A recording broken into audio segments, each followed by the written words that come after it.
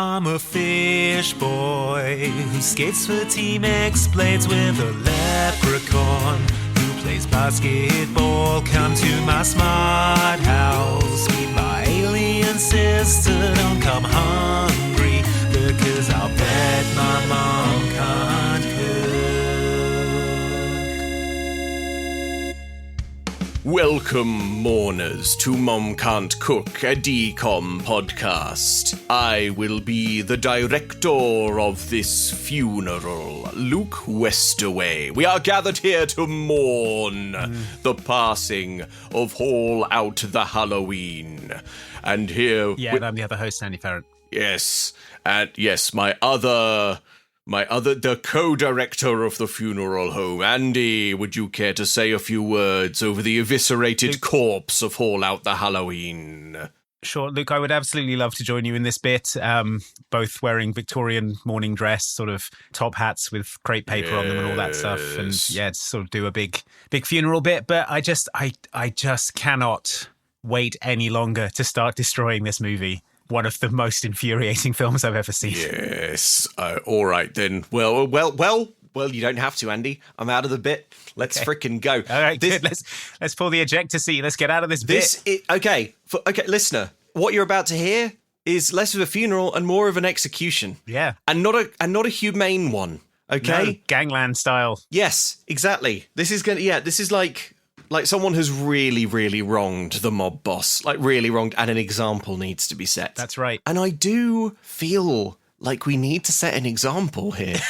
Like we need other Hallmark films to look at this and go, oh, maybe we should stick to Christmas. I need other Hallmark films riding into town to see the eviscerated carcass of All Out the Halloween displayed prominently at the town gates and know that this is not acceptable behaviour. It's interesting. Is it? This film? A lot of the choices that they made, for example, baffling. The protagonists and who they are and what they're like. Truly, truly bizarre. Okay. Yeah. Okay.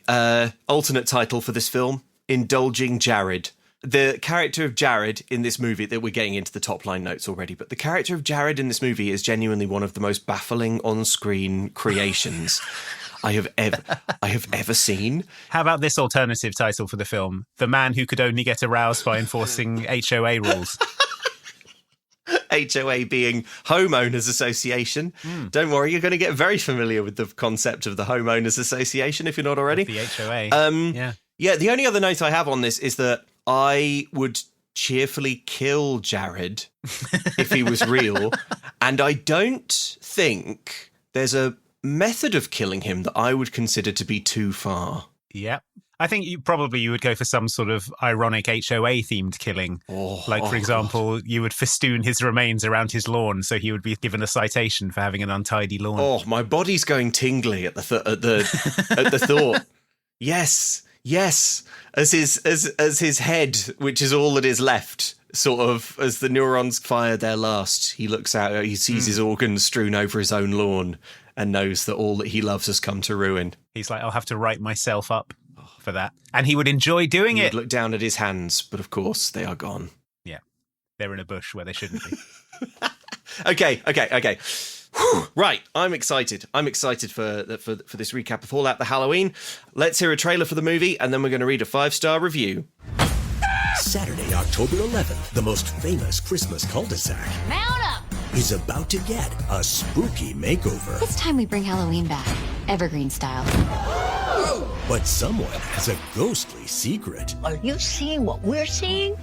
Help me put the nails in my coffin? Gladly.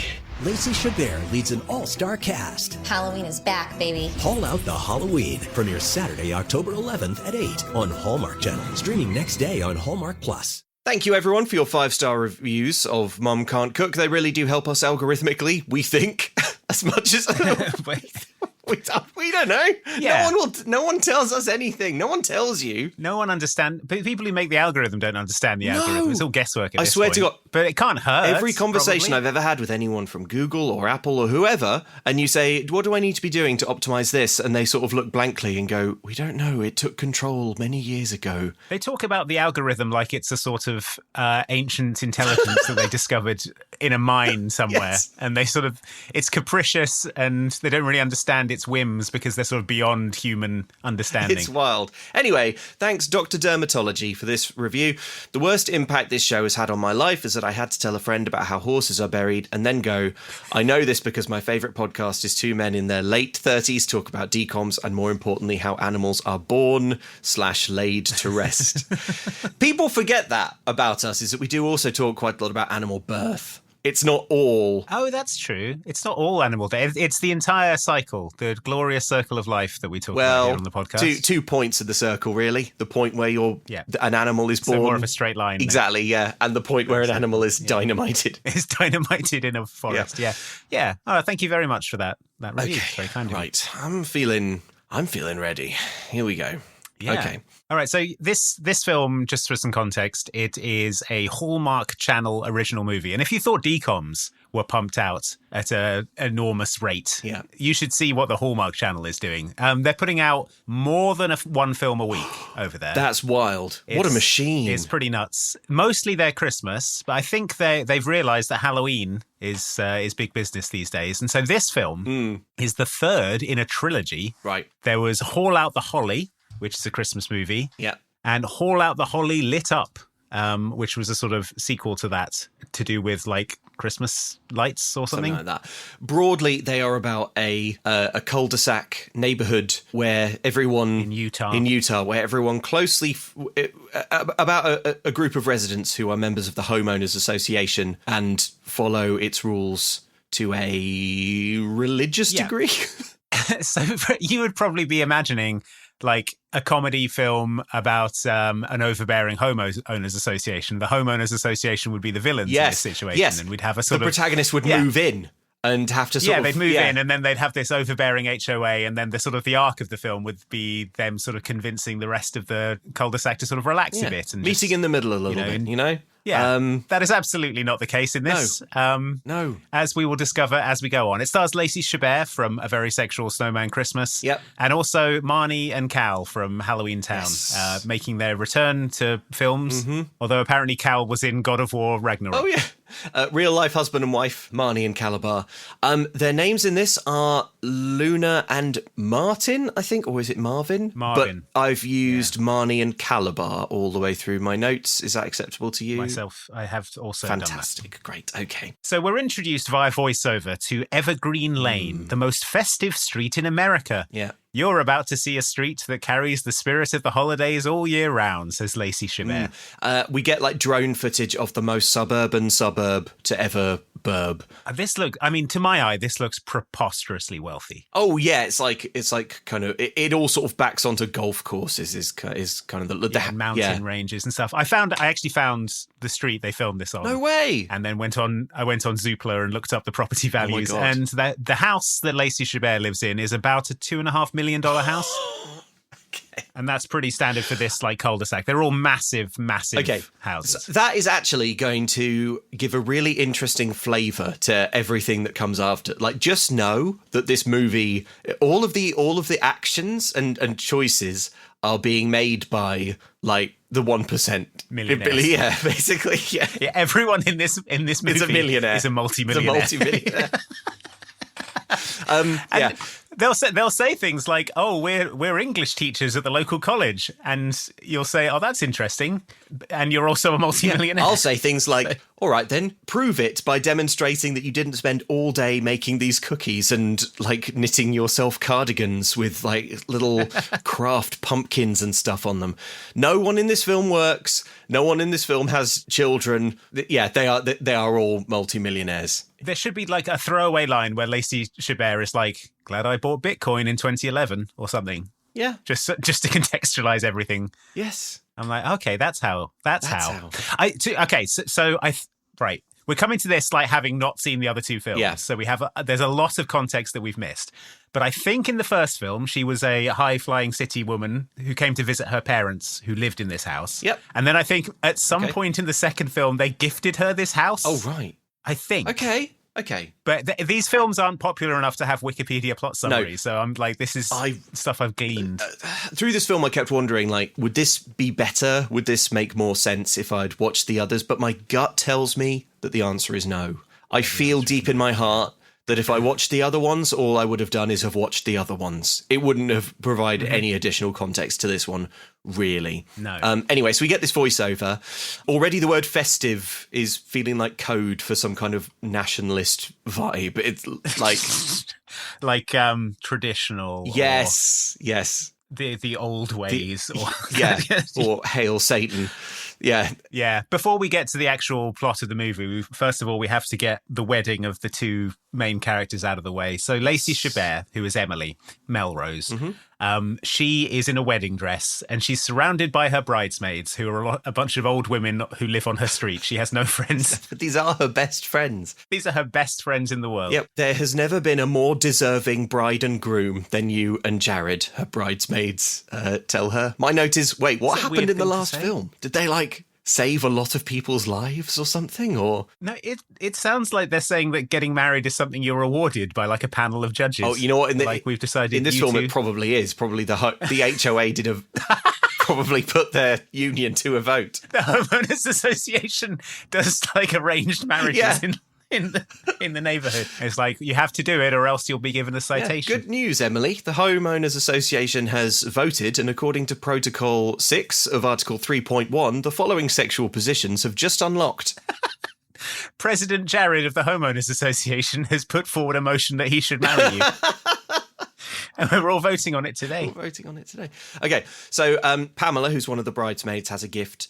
Before I use this for myself, she says she wants Emily to have it, and she hands over a blue cloth. She's embroidered the names Emily and Jared on it. I don't know what Pamela hopes to one day use this for, because it's a blue cloth that says Emily and Jared on it. But it's something new and blue. Mary, who's one of the old woman, she hands over Mary Louise. She hands over her, played by John Travolta's sister. Yeah, which is weirdly bonkers.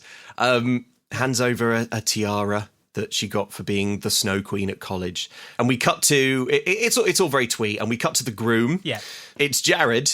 In contrast, Jared has only got one friend, and his friend is Stephen Tobolowsky, who plays the character of Ned Broadhead. Yeah, it's a sort of Shakespearean fool name. Ned. And also character. Ned Broadhead. So Jared's best man is an old man who he hates, who he lives next door to. He has no other friends.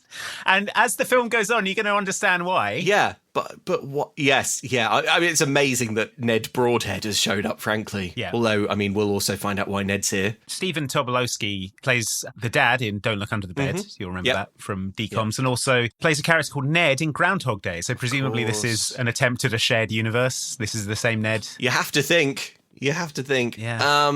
Okay, so Jared is glum on his wedding day. Can you believe the Johnsons won't be here? He says. Hey now, says Ned, no need to talk about they who have left the lane. I looked it up. The Johnsons were characters introduced in the second film. So that's just a line to let you know that they didn't pay any of the actors to return. Well, it's a line to let you know that the Johnsons left their lawn unmowed and were killed. Yeah, and were buried under it. They who have left the lane. There is one other groomsman here. It's another old man who lives on his street called Bob.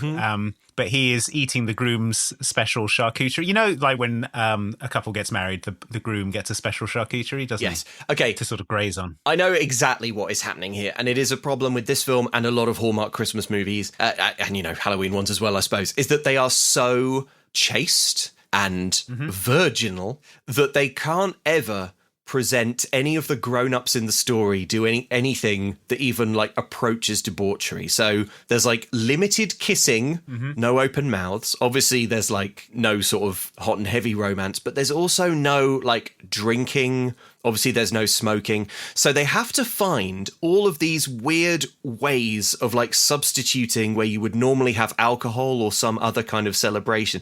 So this charcuterie board is, I think, clearly supposed to represent just, I don't know, beers. It's like beers with the lads. But instead, it's the lads are having charcuterie. The lads are having charcuterie. Well, they do the sort of like popping bottles and toasting things, but it is mead that Ned has produced from his home apiary. Yes. So I guess that's sort of enough confusing layers that you sort of forget that it's alcohol. It's twee enough. I think that, Yes. Hallmark's counting on most people watching this not knowing whether or not mead is alcoholic. But they produce this, and Jared is like, oh, the Homeowners Association says nothing about beekeeping. And I've written in my notes, is Jared some kind of HOA cop, ? Listener, little did I know. You had no idea. I had no idea. Okay, nobody notices that Ned's keeping bees? This is a fairly tight neighbourhood. Yeah, right. Here's to the next chapter of life, love, and pursuit of the holidays, says What kind of Ned. wedding toast Like is they're in that? some kind of holiday worshipping cult. Which they are. And then they are. And then again, listener, I had no idea when I wrote this in my notes. Jared's mum comes in. Her name is Belinda. She's going to be an important character in the film. She says, "It's time." "Yes, Mum," says Jared. "Yes, dear," says Ned. "Do not call my mum dear," says Jared angrily. Yeah. So we'll see where that goes. Cut to the wedding. Emily walks down the aisle. Everyone is seated. Emily and Jared are presented. And Jared begins his vows. They are absolutely insane. Yeah. He says, "Emily, the moment I fell in love with you was captured in a Polaroid when we were 7 years old, sitting on a front porch." Oh, the birthday girl. Cuckoo. He says that his knees are shaking now, like that Polaroid. But he goes on to describe how he's generally pleased with Emily's personal growth. He goes on to describe how he watched her grow from 7 into a woman, and that's Yeah. good. She says that when she and Jared reconnected, everyone reminded her of what an amazing architect he was. At this, everyone bursts out laughing. Everyone laughs. Well, yeah. Yeah, I've got I that. would laugh if someone told me that they were an architect, but then they also told me that other things they do in their life are being like a full-time HOA narc. Yeah. And then showed me, oh, look at this lawn decoration. I'll be like, well, this lawn decoration isn't something that someone with a job could have done. Is it? Yeah, he's not a very, I guess, not very popular architect, and that's why everyone Maybe laughs. he doesn't sleep. It's like, you're an amazing architect, and everyone's like, I don't know. Of course The he- note, okay, the Yeah, note I he have, never does any of that. and I feel like it's the best observation I'm going to come up with on this whole like town situation, is this feels like what an Animal Crossing town would be like. Oh my if God. you left it running for 50,000 years, like, and it was able to sort of evolve. But only like within the sort of limited experience and confines of what is like originally there to begin with. That is so true. Yeah. I bet if you drive to the end of Evergreen Lane and there's just a sort of thick mist. Yes. And there's nothing beyond Yes. it. And people wonder what's beyond the mist. And they say there's nothing beyond the mist. Don't go beyond Except the mist. a pole, and like strung to the pole with his organs splayed everywhere is Blathers. And he's sort of like long decayed. And there's a kind of... And the Johnsons. Yeah, and the Johnsons. And there's like a wooden board at the bottom of the pole that says, "Fear the Explorer." Or something like that. Something that points to like thousands of years of fear and superstition. Thus is the way of all explorers. Yes. Damn. Can we have fan art of that, please? So, yeah, it's kind of funny watching Lacey Chabert marry this guy knowing that she's secretly getting railed by a sexual snowman. Yes. But they are now married. Yeah. More voiceover from Emily. You may be wondering why we didn't do a Christmas wedding. I wasn't, but go on. In memory of Jared's late father, we chose to do it on his parents' anniversary. What? And even though there was a honeymoon plan, we couldn't wait to race home from it and start getting ready for Christmas. Yeah. But they had no idea what kind of spirit this year would bring.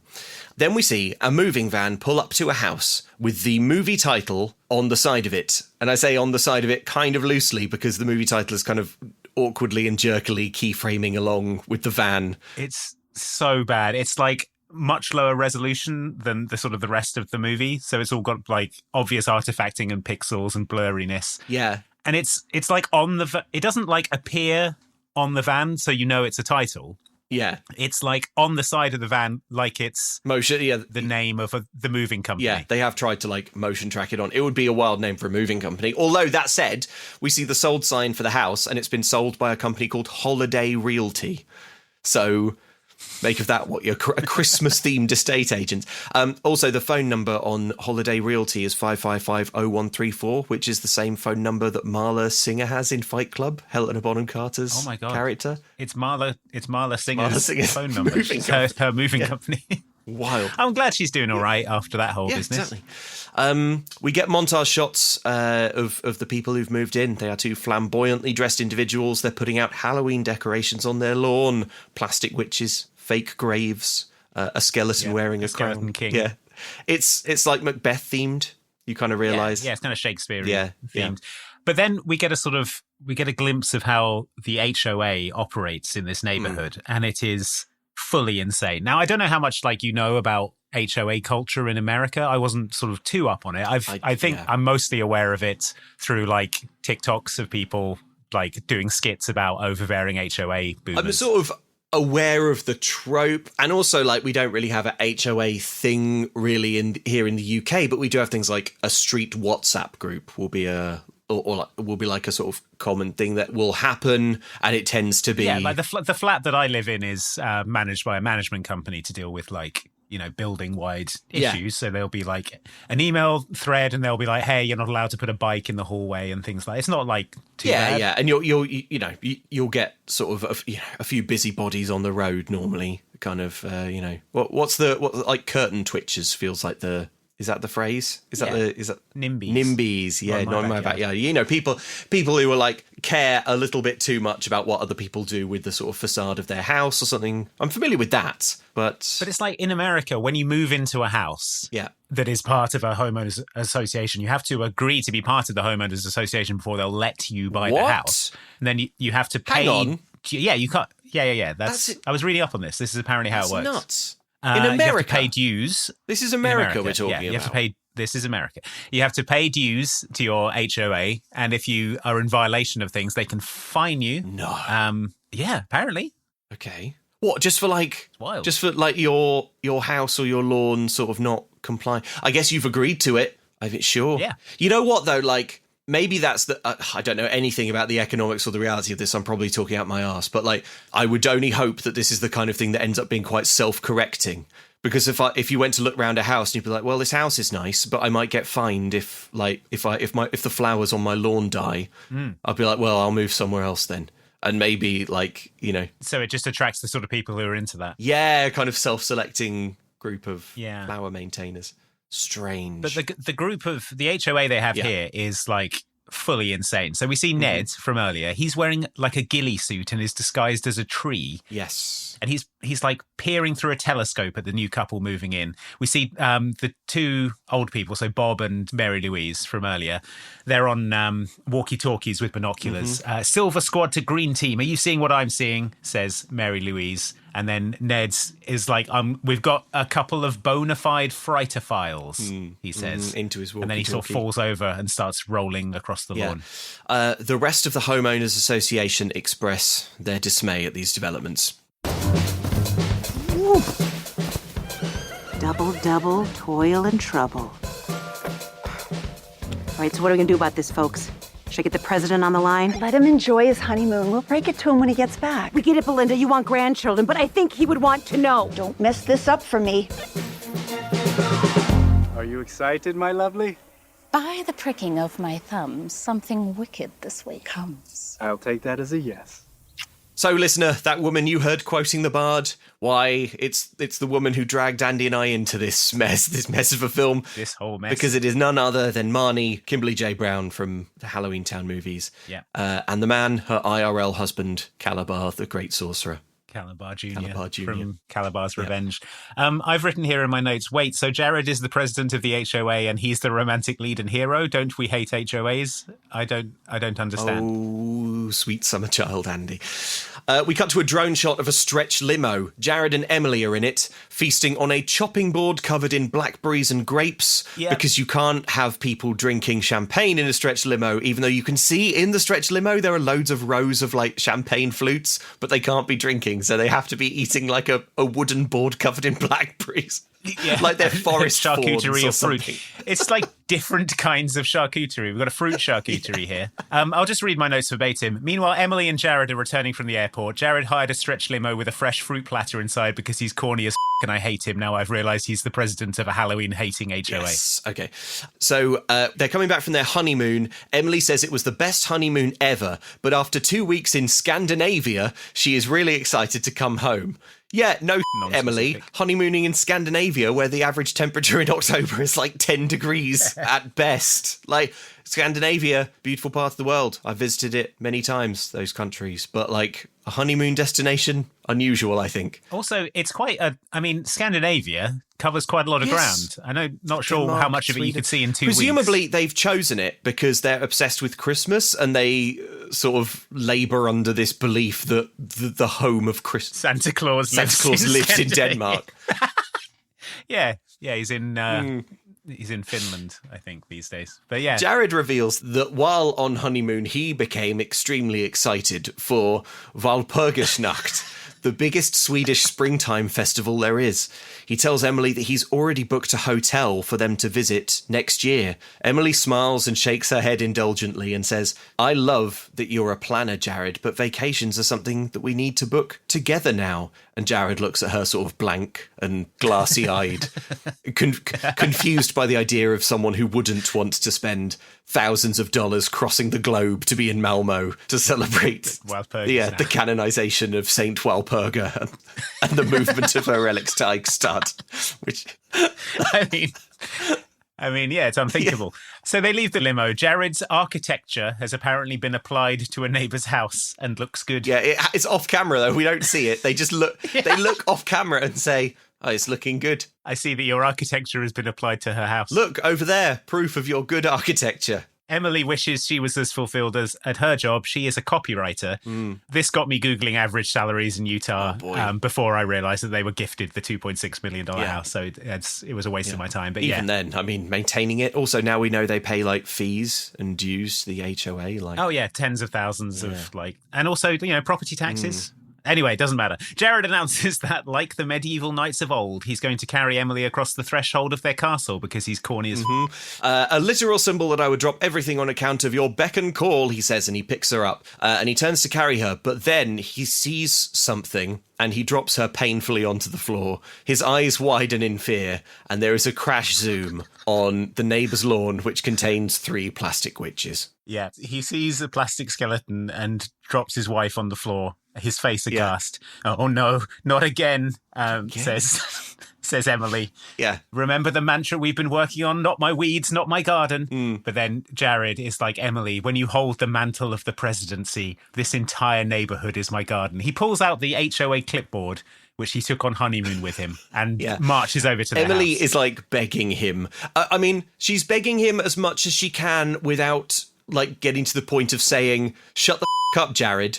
Grow up and be normal, which no one in this film is willing to do because everyone must indulge this like child-minded man who's like lost his mind at the... He's been given the tiniest taste of power and like abused it to a ludicrous degree. Also, like, Jared gets so carried away like about everything, and everyone just has to kind of like go with it. Earlier when they were in the limo and she says like, I just think we should book our trip to Walpurgisnacht as a team, as a couple. We gets all like trembly and he goes, I just got too excited.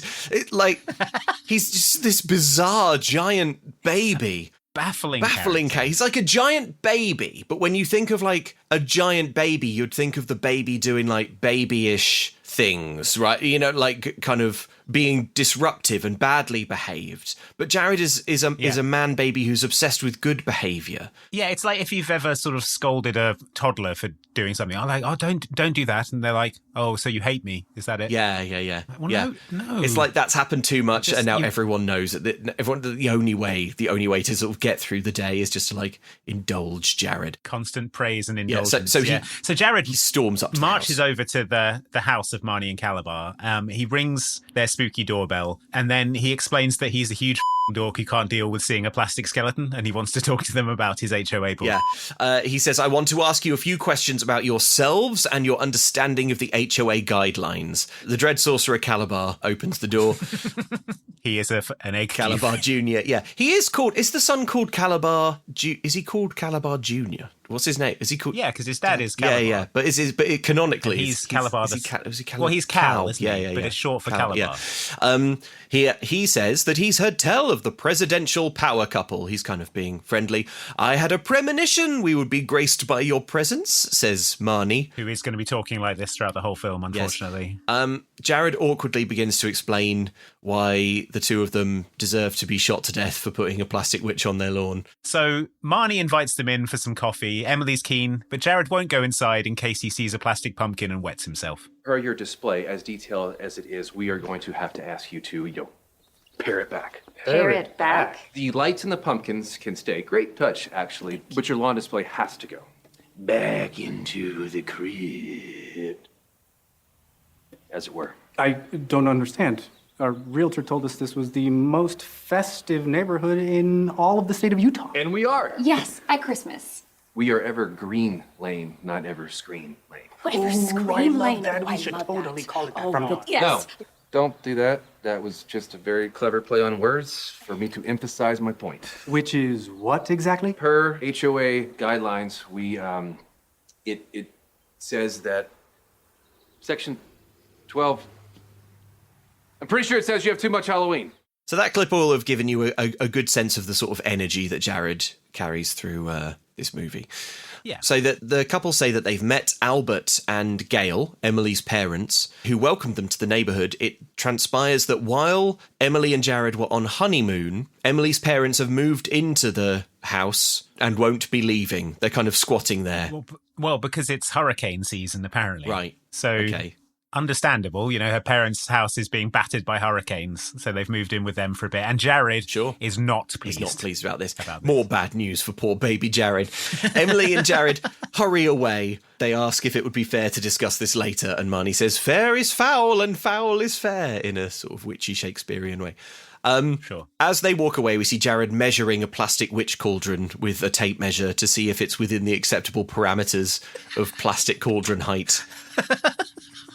Yeah, as Jared and Emily walk across the Halloween Horror Nights lawn, Jared moans about his in-laws sheltering at their place so they don't die in a hurricane. Yeah. Oh, they're in the guest loft, says Emily, of this 17,000 square foot mansion they live in. But he sort of still huffs and puffs. Jared wants to be on the same page about this stuff. So we cut to inside Emily's home. It's Emily, Jared, and Emily's parents. Yes, it's an emergency summit with the parents. Yeah. Jared can't believe that he came home from the honeymoon of his dreams only to see a plastic skeleton. He literally says that he came back from the honeymoon of his dreams to return to a nightmare.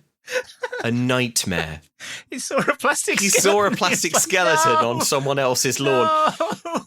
And he met the neighbours and they were nice.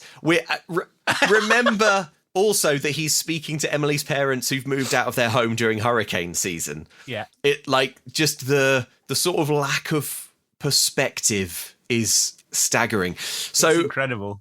Yeah, Mum tries to bring him back to Earth. She says it's just a few lawn decorations. That's how it starts, says Jared, who has gone insane. Yeah. Before you know it, the younger generation are sneaking out of their bedrooms looking for the great pumpkin. What? Looking for the great pumpkin? What do you mean, about, Jared? So Emily puts a calming hand on Jared's arm. It's like she's Black Widow trying to calm down the Hulk. He's sort of trembling and his veins are pulsing. Yeah. Jared says that he's just hoping to be sensitive to those who don't feel comfortable celebrating this time of year. And this really, really confused me. I don't know about you, Andy, but I did not know exactly what he meant. What he means is he's trying to be sensitive to Emily, who doesn't feel comfortable celebrating this time of year. Right. I thought he meant religious stuff. I thought he meant people outside, the Christian faith. And some inside the Christian faith who don't celebrate Halloween. Well, there's a lot of people experiencing kind of full-blown religious psychosis who believe that having a Chucky doll on your lawn invites real demons into your house. Yeah, yeah. So I assumed he was talking about that. I thought he was being sensitive to that, but he isn't. We have bylaws put in place for a reason, says lovable protagonist Jared. Actually, says his father-in-law, that's not entirely true. The motion to de-escalate the other holidays was proposed and hotly debated, but in the end, it was never voted on and therefore never passed. Speaking of never passed, how about me trying to pass this conversation? Okay, I do know what's happening here, and I know what this is about. Okay. I'm going to tell you what they say, and then I'll explain what they mean. Okay, so Mum chimes in and says the council just decided that after what happened, the council decided that a vote wasn't necessary. And her husband says that everyone agreed to honour the de-escalation of Halloween out of respect, but technically there's no bylaw. Okay, so this sounds like something that would happen in the town of Haddonfield, Illinois, right, where the Halloween movies take place. Yes, because Michael Myers murdered everyone on Halloween, and so you're like, yeah, that makes sense. Halloween isn't a particularly jolly time for this community. So we're going to de-escalate the celebration. So the HOA has voted, like, please just try and sort of, if you want to celebrate Halloween, just be aware, just be sensitive, just do it privately. That sounds fair enough. But this neighbourhood, we learn, voted, or I suppose never voted. They didn't feel the need to vote because everyone felt so strongly about it that they should cease celebrating Halloween. And Emily's like, what happened? And they all look at her and go, oh my God, she must have blocked it out. She doesn't remember. It was too traumatic. So Jared tenderly explains to his new wife, his voice breaking, remember, dear, it was the last big Halloween we celebrated on the lane. You mean, Emily says, the last year with Grandma? In my notes here, it says, oh my God, her grandma was killed by a skeleton. What I've got is, I bet her grandma was got by a razor blade in the Snickers. That's the sort of thing you'd be looking for as an explanation for this absolutely insane turn of events. At the very least, that Grandma died on Halloween. None of these things are going to turn out to be true. You won't believe what Emily's trauma is, listener. You simply won't believe. Yeah. So I'll be in the basement, says Emily, and everyone sort of nods emotionally. And then Jared starts a timer on his watch. To see how long she goes down there for. She's going into the basement. So down in the basement, Emily is talking to an oil painting of her grandma. Sorry I left you in the basement, she says. I couldn't find a place to put you in this 17,000 square foot mansion. As she tenderly talks to the painting, she's jump scared by Jared. I know how you feel about basements, he says, and you've been down here for 27 minutes. Which in it, I mean, look, it's wild that she's been down here for 27 minutes because we've watched everything she does. She walks to a painting, picks it up and says like 3 words to it. Yeah, it seems like she stood in the basement for 26 straight minutes and then walked across to her grandma's painting and started She was like loading the code to walk over to the painting. Yeah. She was T-posing in the basement for 26 minutes. I mean, she's scared. She's scared of basements. Honestly, she says it's not that bad being very, very, very, very, very brave adult. Then the furnace makes a noise and she jumps. So now I think her grandma died in a Halloween basement or something. Yeah, she was murdered by Michael Myers in the basement. Yeah. The two of them cuddle and remember Gram, which is what she calls her grandma. And we flash back to a Halloween in the past. Halloween in the late 80s. You two belong in a storybook, shrieks a grandmotherly voice. And we see it's Halloween, and young Jared and Emily are dressed as Hansel and Gretel, which is troubling because they are brother and sister, those characters. Yeah, also, Jared, a little boy, he's like wearing lederhosen with lollipops stuck in his hat, and it's like, come on, Jared. Is this what you want? That is what Jared would have worn, I think. That's accurate to the character. Yeah, it is accurate. Yeah, this is the boy, he wouldn't want to be like Spider-Man. He would like... Yeah. He'd want to be Hansel. Mama, may I be Hansel? May I be Hansel? I'm actually surprised that they went for Hansel and Gretel because you would think that they would be too scared by the sort of narrative suggestion that they might be eaten by a witch to... Yeah, they would find it too scary. A dark stain spreads across his lederhosen. Would the witch eat me? The thing about a Hansel and Gretel costume is that they are out of copyright. Yes, so far out of copyright. It's a dream. So if you wanted to dress as Spider-Man, that's some legal trouble. So Emily is sad on Halloween. Why? Because she ran too fast and spilled her candy. I'll share mine, says Jared blandly, and he holds up the kind of plastic trick-or-treat pumpkin bucket that did not exist at the time. In the late 80s, yeah. Emily ran because she was jump scared by a girl called Ashlyn Ashworth, who was dressed as a scarecrow and jump scared her. Yeah. Which is the kind, and she spilled all her candy. And that's the kind of lie that I would make up if I'd eaten all my candy. Yeah, exactly. I got scared real bad by a scarecrow and I spilled all my candy, so now I need more. So the thing that Ashlyn Ashworth did, and unbelievably this is going to be a plot point, it's a prank known as, what's it called? Yard yelping. So basically what she did is jump out at Emily in the yard and went, "Ugh." We don't see this happen, but listener, this is the trauma. Yes. So the terrible trauma that caused the entire lane to give up on Halloween forever is that Emily got scared by a scarecrow. Yes. And then a month or two later, her grandmother died. So, and we've seen her grandmother who loved Halloween. Yeah, and we flashed back here to Emily like 10 minutes after this awful sort of flashpoint event in her life, and she seems fine.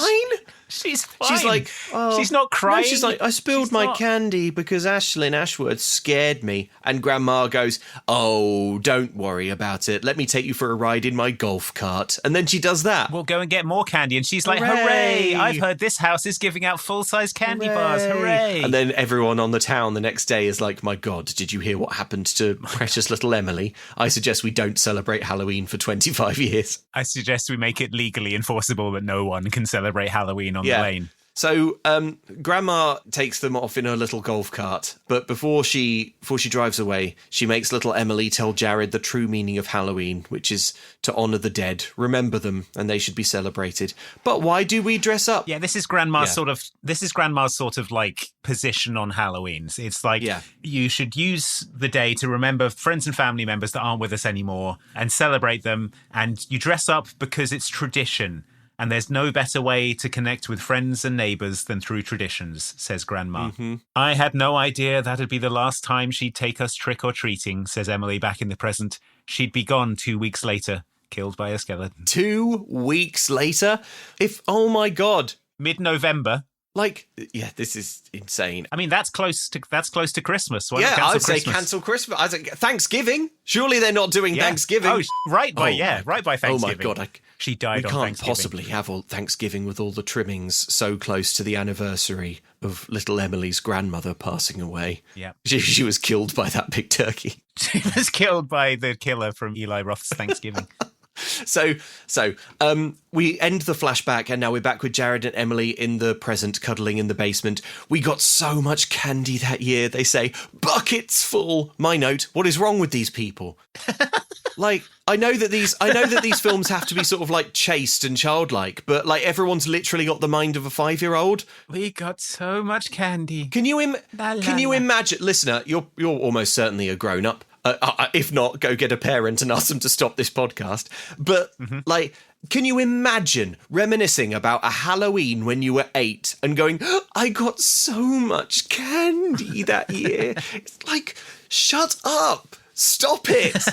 I hate this. I hate this. You idiots. I hate this. Grow up, you idiots. Yeah. Of course, I was heartbroken when she passed, says Emily. But I had no idea that's why everyone else pulled back from celebrating. I've written brackets, !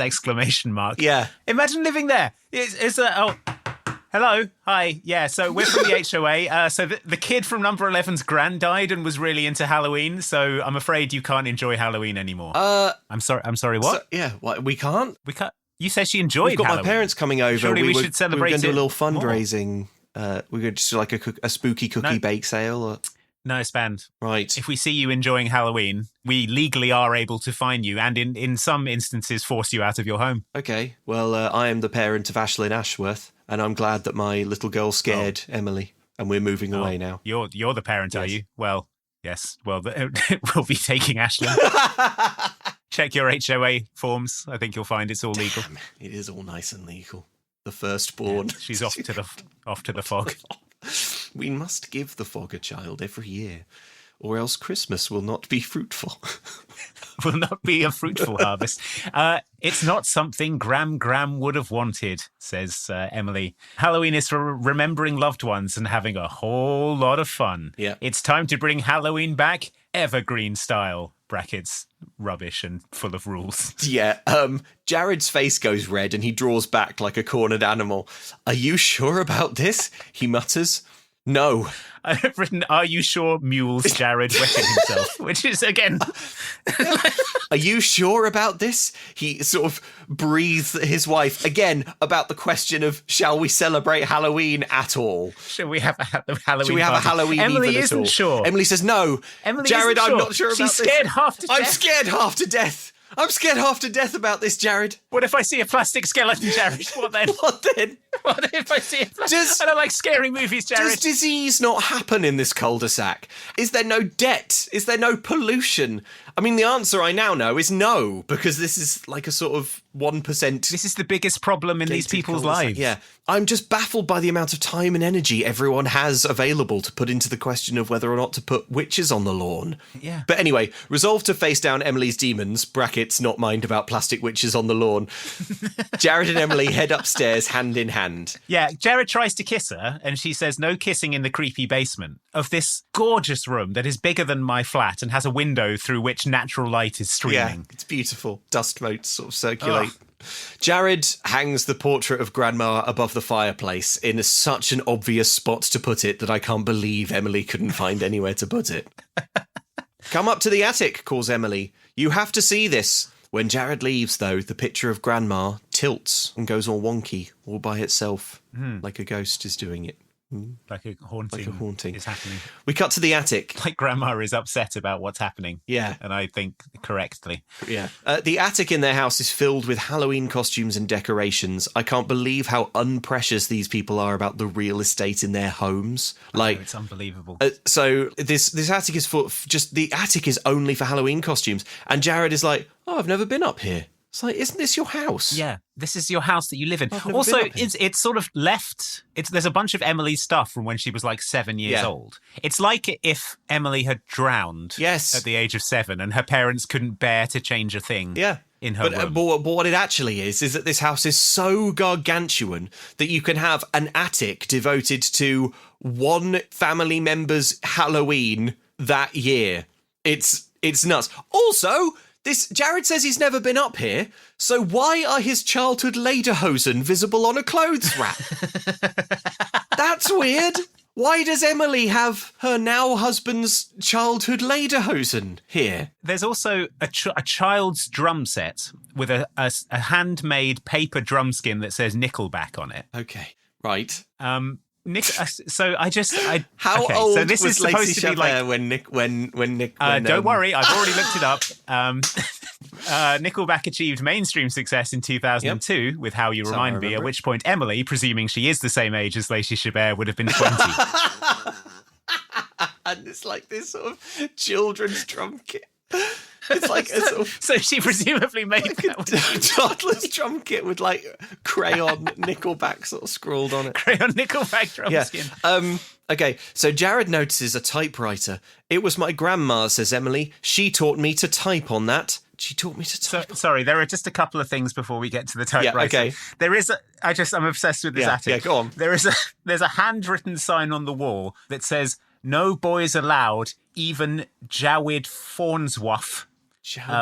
So Emily was sort of writing her speech impediments out when she was writing.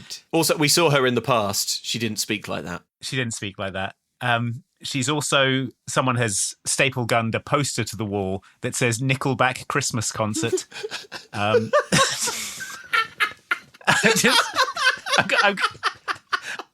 got to show you a picture of this, Luke, if you didn't see it, because it's amazing.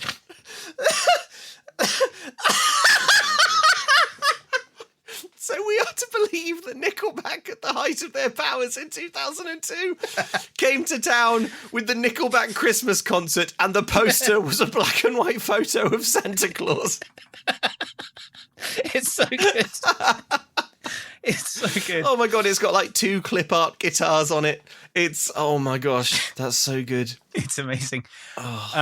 So Jared sees this "No boys allowed, not even Jawid Farnsworth." Yeah. And he's like, "Oh, look at this." And she says, "Well, Jared Farnsworth is very much allowed up here. And he is not a boy. He's a man.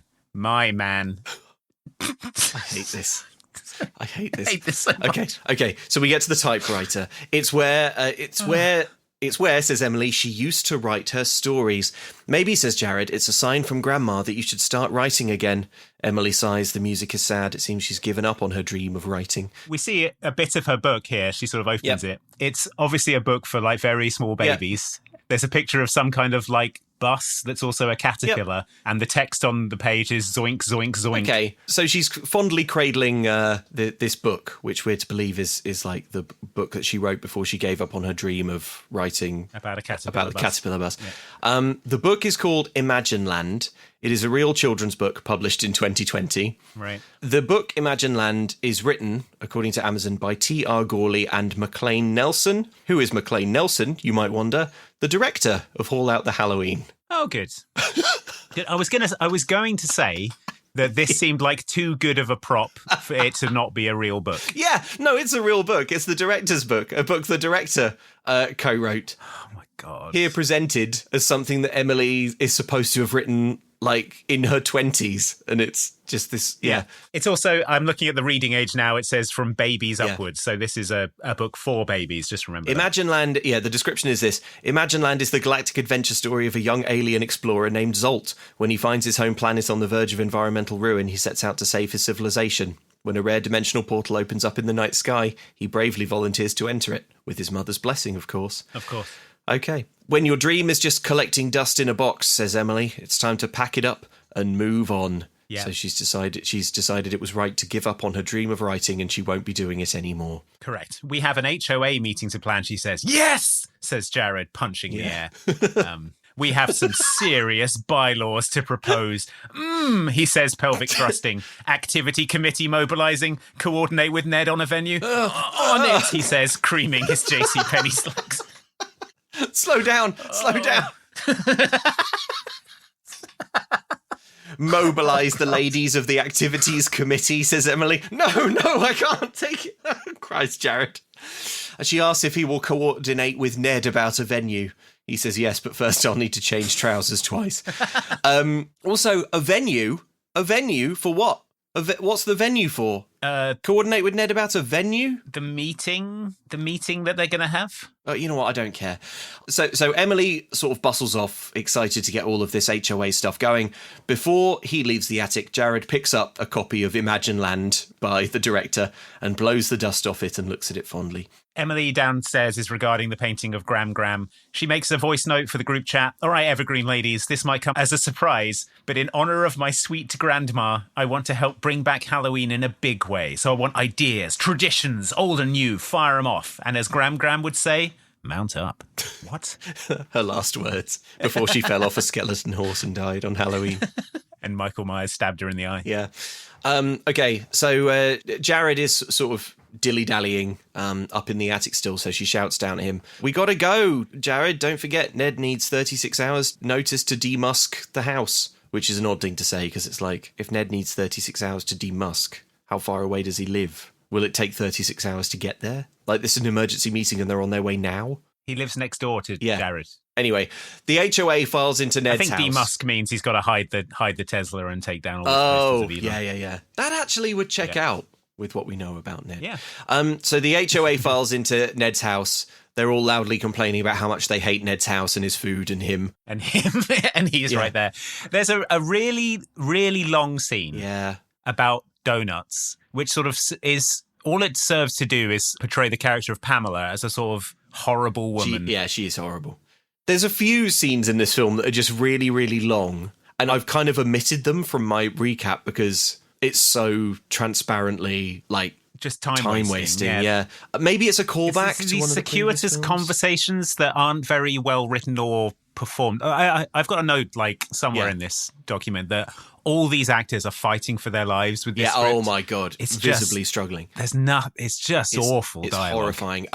The way this feels to me, I think the clearest way I can describe it to the listeners, it's like this movie's script is going for that snappy Parks and Rec style dialogue. Mm-hmm. Where it's like very, very quick fire, everyone's kind of motor-mouthed, and nobody can say anything or get across any information without doing something where they like slide in a little joke that's not like a kind of bust out laughing joke, but it's just kind of like it's delivered so thick and fast that you just feel kind of like basically entertained for 20 minutes. It's like, for example, if I would say to Andy, like, if what I needed to tell Andy to move the plot forward was, I really think we should continue with this recap, I'd go, listen, Andy, first, You simply must give me that pumpkin pie recipe. The pumpkin pie recipe? Well, I found that on the internet, but I think I might have downloaded some kind of virus because it turns into a beef stew recipe halfway through. You most certainly did. And then, like a few sort of like a little back and forth, like, I'm going to try really hard to forget I heard that. Yeah. There's a really, really clean example of this later that we can sort of like give line by line. But it's like... Is it the Real Housewives of Utah one? Oh God, that is clean. No, it's Ned and Jared in the bar. But this whole movie is like all the way through. Like you go, listen, I need to move the plot along, but first you must give me that pumpkin pie recipe. I promise I will not. And second, we have to move the plot along. Yeah, it's like that stuff in Parks and Rec is all, I think, at least semi-improvised, a lot of those bits. And It's like an untalented writer trying to write dialogue that sounds semi-improvised and failing hard. Yeah. Okay. It's important that we mention that because a large percentage of this movie's runtime is that sort of empty back and forth. Like, it's not funny. It also it doesn't nudge the plot at all. It's just like it's absolutely nothing. Sometimes it's kind of half topical, but usually there's literally 5 minutes here where it's they're talking about crullers, which are a kind of donut, and the character of Pamela doesn't like the fact that Ned pronounces them differently to the way she does, and also Ned wants something called a creepy cruller, and she gets furious at him because she doesn't think they exist. Yeah, it's nothing, but it takes up so much time. Then Mary, who's an old lady, says, "What's the tea, fam?"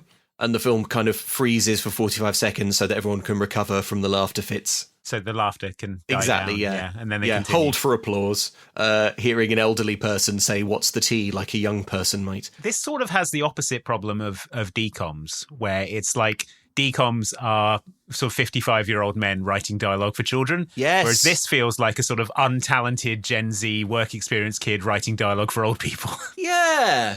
I can kind of say, look, like a Hallmark intern has been given. I don't know how this movie came about. As usual, I'm sure that everyone behind the scenes tried their best and no one was given any time or money. Mm-hmm. But that makes sense. But my word, the end product is, in this case, unfortunately, quite horrible. Will the new Neighbours show? They ask. That's what Mary wants to know. If they do, I'm sure it'll be in a puff of smoke or on broomback, says Pamela. Have you heard Luna speak? Every word she says sounds like she's casting a spell. Ned explains that they have been invited, as per the Prima Conventus clause of 94. And then Mary says that she's heard that Marvin, a.k.a. Kalabar Jr., moonlights as an undertaker. You know what? I think this joke, this undertaker bit, I think we should play a clip of it. Okay.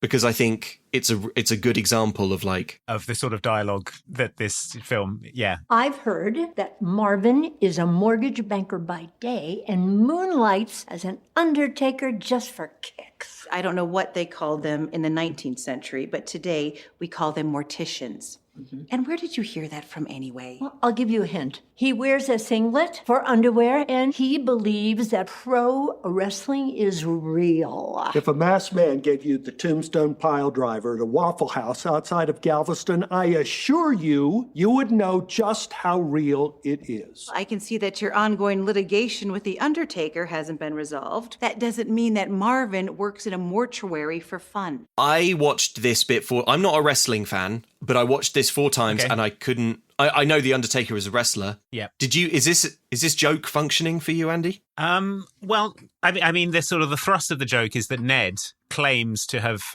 met the Undertaker in the parking lot of a Waffle House in Texas. Right. And the Undertaker gave him a tombstone pile driver, and now he is suing the Undertaker. Where it doesn't quite, and probably you noticed this, Luke, is that he described him as a masked figure, a masked man. Yeah. And you're probably thinking to yourself, oh, the Undertaker doesn't wear a mask. Right. But, Luke, you're probably forgetting the brief period in late 1995 and early 1996 when The Undertaker wore a sort of Phantom of the Opera-style mask after breaking his orbital bone in a match against Mabel. Okay.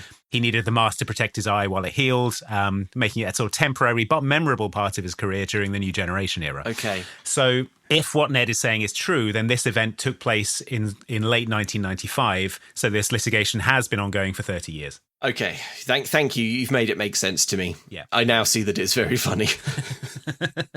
I know that obviously you've just heard something, but now I want you to hear something else, which is witches. And while we're at it, my wife is not a witch. Exactly what a witch would say. Dibs on the ruby slippers. Round about the cauldron go, in the poison entrails thrown. Yes. Oh, sorry. You guys must think I'm crazy. I just got cast in Macbeth at the Castle Theatre. Oh. She's going to be witch number 1. Yeah, it's sort of a dream role for me. Your dream role is witch number 1? Yeah, because witch number 2 was already cast. Andy, do you think this is a Halloweentown reference? Witch number 2 was already cast. Do you think it's a reference to her being replaced? There are several explicit Halloweentown references in this film. Yes. So, But yes, do you think this is one of them? I think if it seems like it might be, it probably is. Okay, love it. Yeah. So Marnie explains that they are English professors at UVU and total Shakespeare buffs. And also bought Bitcoin in 2011. Like most Shakespeare fans, they speak only in Shakespeare quotes and sort of walk around dressed as Shakespeare. And have a Shakespeare door knocker. Yeah. And their lawn is covered in Shakespeare. Yeah. Ned is loving this. He says, "What light through yonder window breaks? 'Tis our new neighbours, and Halloween is their son." "Oh, a fellow Shakespeare fan," says Kalabar Jr. "Just got my bard card renewed a fortnight ago," he says Britishly. Now, what does that mean? Just got... That sounds like a euphemism for having sex with Shakespeare. I got my bard card stamped, if you know what I mean. Unfortunately, yes, I do. Yeah. My God. So Pamela is furious at people having fun and sort of shuts them down. She says that the HOA president would never allow this level of theatrics, but suddenly a smoke bomb is detonated and Jared and Emily stand revealed, dressed like they're in Mad Men for some reason. Yeah, that's their costume. Sure. They are here to give a presentation. They've got like a little easel with the presentation on it.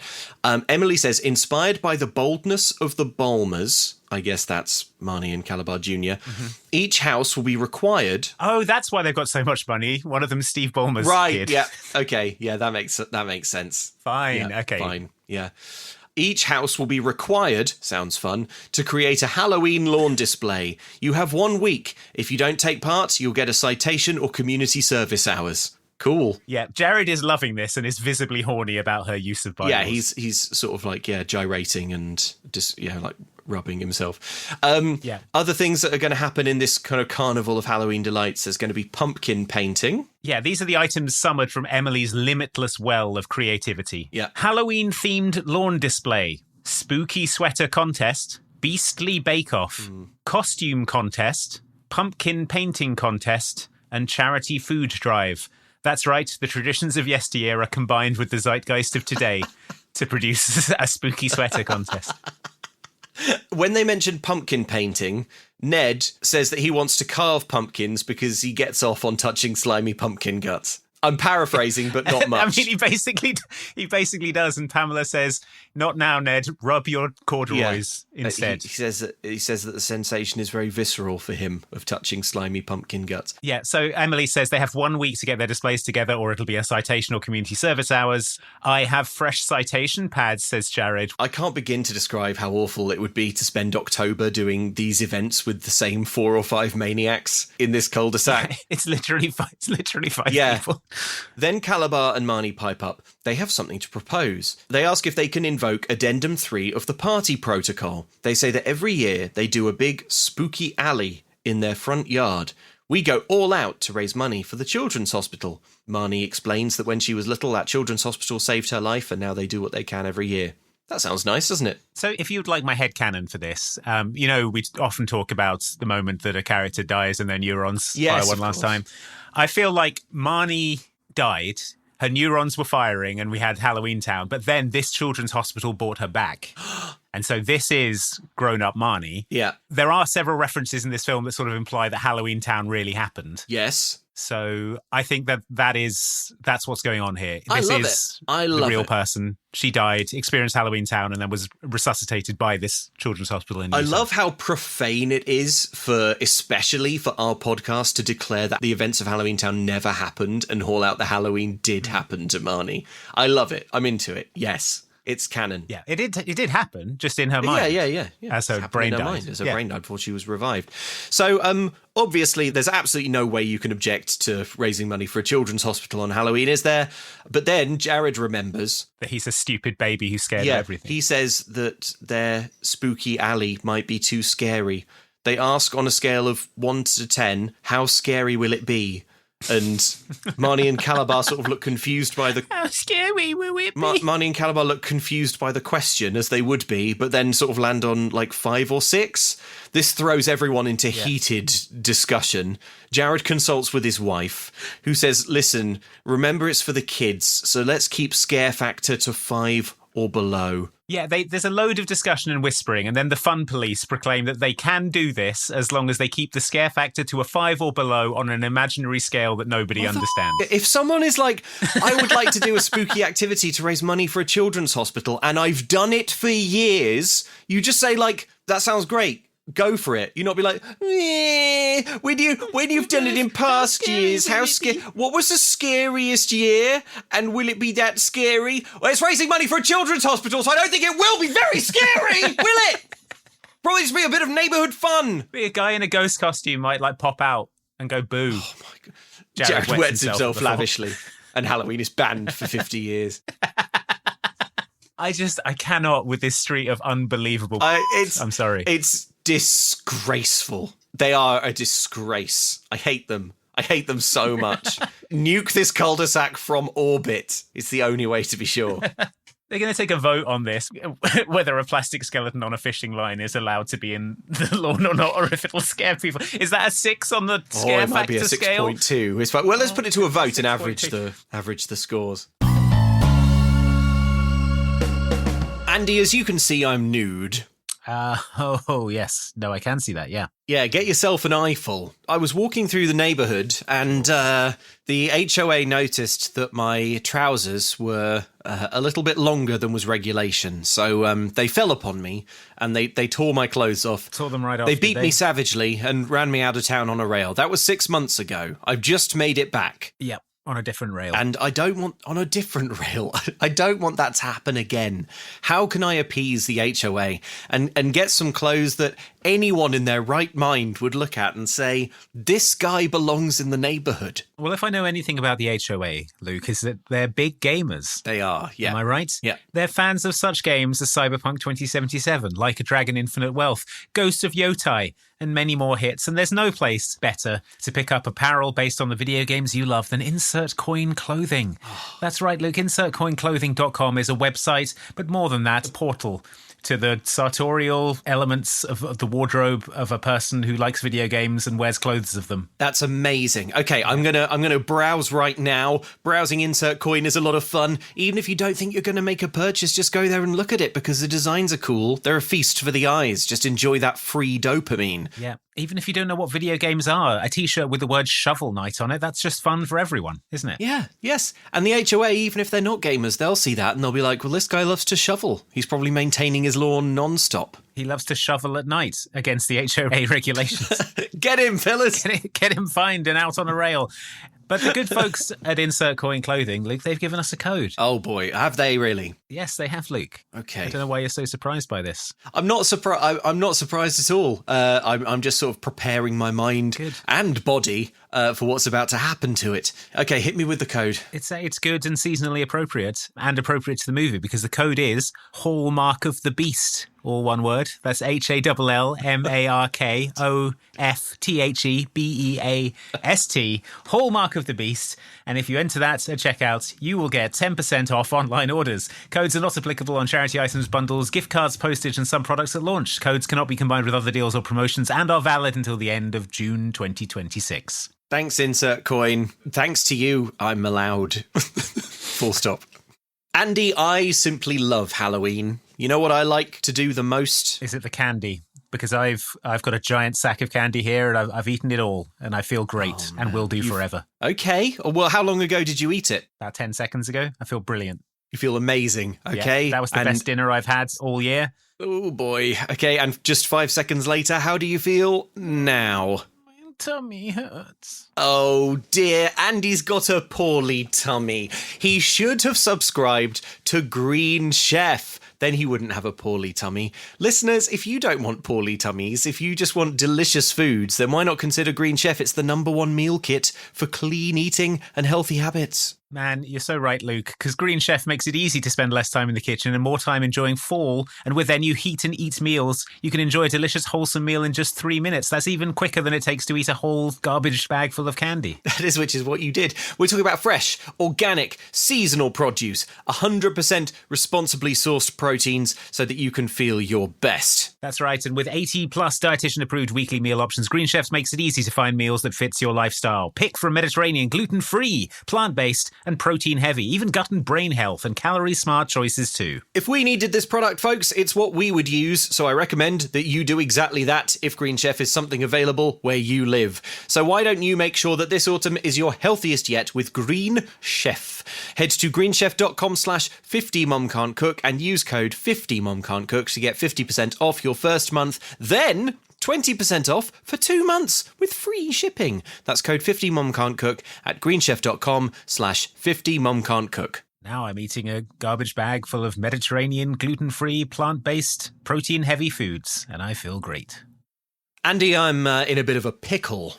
Oh, what, with the HOA or just generally? Or well, what's just generally. Like, I'm decorating my lawn. The HOA for Halloween, the HOA stipulates that I've got to have exactly the same plastic skeletons and sort of cheap, mass-produced plastic crap that you get in huge department stores, your Best Buys and your Targets and stuff like that. But I just wonder, is there any way that my Halloween could be a little less manufactured, a little less cookie cutter and a little bit more personalised? Luke, have I got the retailer for you? That's right, it's Uncommon Goods. Uncommon Goods makes your holiday and indeed your fall shopping stress-free and joyful with thousands of one-of-a-kind gifts that you can't find anywhere else. They look for products that are high quality, unique, and often handmade or made in the United States. Many crafted by independent artists and small businesses, and because they're made in small batches, the best finds can sell out fast. That is lovely. Uncommon Goods has something for everyone. Are you a mom? Are you a dad? Are you a kid? Are you a teen? Uncommon Goods has you covered. From book lovers to history buffs and diehard football fans or foodies, mixologists, avid gardeners, whatever you are, you can find something at Uncommon Goods. So go check it out, have a browse, because when you shop at Uncommon Goods, you're supporting artists and small independent businesses too. Luke, I've found something here on Uncommon Goods that you would absolutely love. It's a copper rain gauge. A what? And it's based on Greek mathematician and physicist Archimedes' principle that an object will float when the weight of water displaced equals the weight of the object, which is, of course, why even giant ships, Luke, can float. Of course. And this copper gauge lets you witness Archimedes' principle in action every time it rains and tell you how much of a soaking your garden got. This is, oh my God, this would look so good in your garden. Oh, man. Well, I'm going to get that, and I'm going to find out if this Archimedes fellow was talking out of his arsehole, or whether there was something to it. We don't know, but I'm excited to find out. So shop early, folks. Have fun and cross some names off your list today. To get 15% off your next gift, go to uncommongoods.com/momcan'tcook. That's uncommongoods.com/momcan'tcook for 15% off. Don't miss out on this limited time offer. Uncommon Goods, we're all out of the ordinary.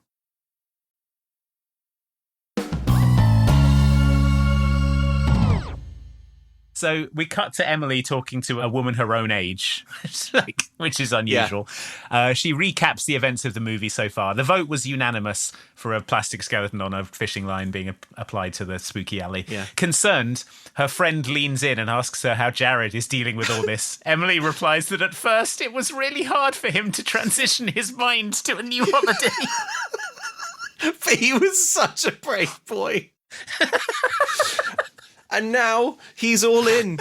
Jess says that's just like my husband, Kevin, who is never seen in the film, who's now obsessed with K-pop. This is new. I played one song for him one time. He totally made fun of me. The next day, it was all he was listening to. He's basically made it his whole personality. Same thing with Jared. He's been driving all the way to Provo to go to this tailor-made costume store almost every day. You are in it. We are, but it is just a lot to balance with work. I feel like I'm kind of just going through the motions. I mean, I'm doing a good job, but it's not fulfilling. Welcome to most of America. Oh, yes. Welcome to being an American in 2025, where your job makes it hard to balance daily trips to a bespoke Halloween tailor. What is going on? I feel like my mind is coming apart watching this film. It's one thing for these millionaire babies to sort of like spend their time doing this, whatever, I don't care. But then to like have a line where you invoke like, well, I mean, yeah. I mean, that's America in 2025. We're all struggling, aren't we? What's happening here is very much the modern experience, isn't it? You know, doom scrolling, economic uncertainty. Yeah. Your job is sort of unfulfilling, and in a way that means you barely have time to man the homeowners association and put up plastic skeletons and drive daily to a Halloween costume shop. What? It's rough, isn't it, when you're having to clean your $2.6 million house you were given for free? Yeah, it's just the modern American experience, isn't it? Oh man, they all just sit around wishing their job was more fulfilling, but we never see them doing one. Like there is literally zero of this film is Jared doing architecting or Emily doing copywriting. You never one scene where it's like dark and she's like closes a laptop and goes, "Oh, finished the copy for the Nike account." Yeah. Yikes. Yeah. Or Jared is like just sketching some beams. Yeah, just like, I don't know. Or like, I mean, AutoCAD designing a patio. But that never happens because it's not something that they do, and it's not what the film is interested in. Well, no, Jared's apparently driving 2 hours every day to a nearby city to stand around in a Halloween costume shop for 10 hours, and then he comes home. And then he comes home and sees a skeleton and is paralysed with fear. He has to sleep on the lawn. Because he's an obsessed toddler who loves the law. So then Jess says, well, I'd better get my daughter to piano lessons. Her daughter is right there, and she's been quiet this whole time because she's been so absorbed reading Emily's book. This book is sensational, the kid says. Please tell me there are more in the series. Emily says, oh, I'm sorry, but I only wrote 7. And then, bear in mind this is the director's book. The kid says, I really like the different aliens. Zolt is so funny. What was your favourite part? Asks Emily. Probably, says the kid, when the hover wagon was broken and Zolt was the only one who could fix it because of the combo wrench his dad gave him. Wow. I mean, sounds great. Sounds like great stuff. The audience is inspired to see if they can find Imagine Land online. Yeah. As I said before, this book is very clearly for babies. This girl is about 10. Yeah. So I think she must be... Something's going on. Yeah, she's like, oh, I really like the different aliens. Zolt is so funny. Yeah, at that age, she should be... I mean, at that age, what was I reading? Hitchhiker's Guide to the Galaxy, Terry Pratchett, actual novels. Imagine Land is very much the, Gen Z's Hitchhiker's Guide. Gen Z's Discworld. Yeah, you're right. It's so cheeky to me. It's one thing to like use the prop, just sort of like have it on screen, and it's like, this is a bit of fun. This is actually... We don't have to pay a graphic designer to make a fake children's book. But then to have a conversation where like a child like bullet point describes the sort of core pillars of why the book is enjoyable. Yeah, and parents, let me tell you, I've been reading quietly for the last hour. Yeah. While my parents and her friend just nattered over coffee. Yeah. Really, it's the perfect book for that. It's also taught me my times tables and to be polite. And to be polite and to go to bed at my bedtime. But anyway. It's about an alien fixing a hover wagon with a special wrench. And look, the other thing is that this really doesn't seem... Later, Emily's going to write a children's book. Obviously. And this really doesn't seem like the kind of thing she'd do. Like, there's nothing in Emily's character that suggests to me she would write a story about an alien called Zolt who fixes a hover wagon with a combo wrench. No. She would write about a little Christmas elf who, has to make enough cookies to save the neighbourhood or something. Yeah, because she's obsessed with the holidays. Or she'd write, she wouldn't even realise she was doing it, but she'd write a book about a pampered little prince who's always wetting himself and everyone hates him. And he realises that he should treat his wife better. Oh, and he's called Jared. She would write a sort of escape fantasy or something. Yeah. You know what she would write? She would write a book about a snowman who comes to life and has sex with Lacey Chabert. Yeah. And I think we would all read that book. So we cut to the costume store for another absolutely dynamite scene. Emily's come here just to browse. She's not ready to make a purchase. No. She's just here to browse and have a think. Where But do they have do the days 100 hours each on this street? They're on mountain time in Utah. It's different out there. But also, she explains in a second that she knows what her costume is. Yes. It's already been established. So Jared is also here at this costume shop, separately from her. Yeah. He drove over here at 6 a.m. He was waiting outside the doors when it opened. Yeah.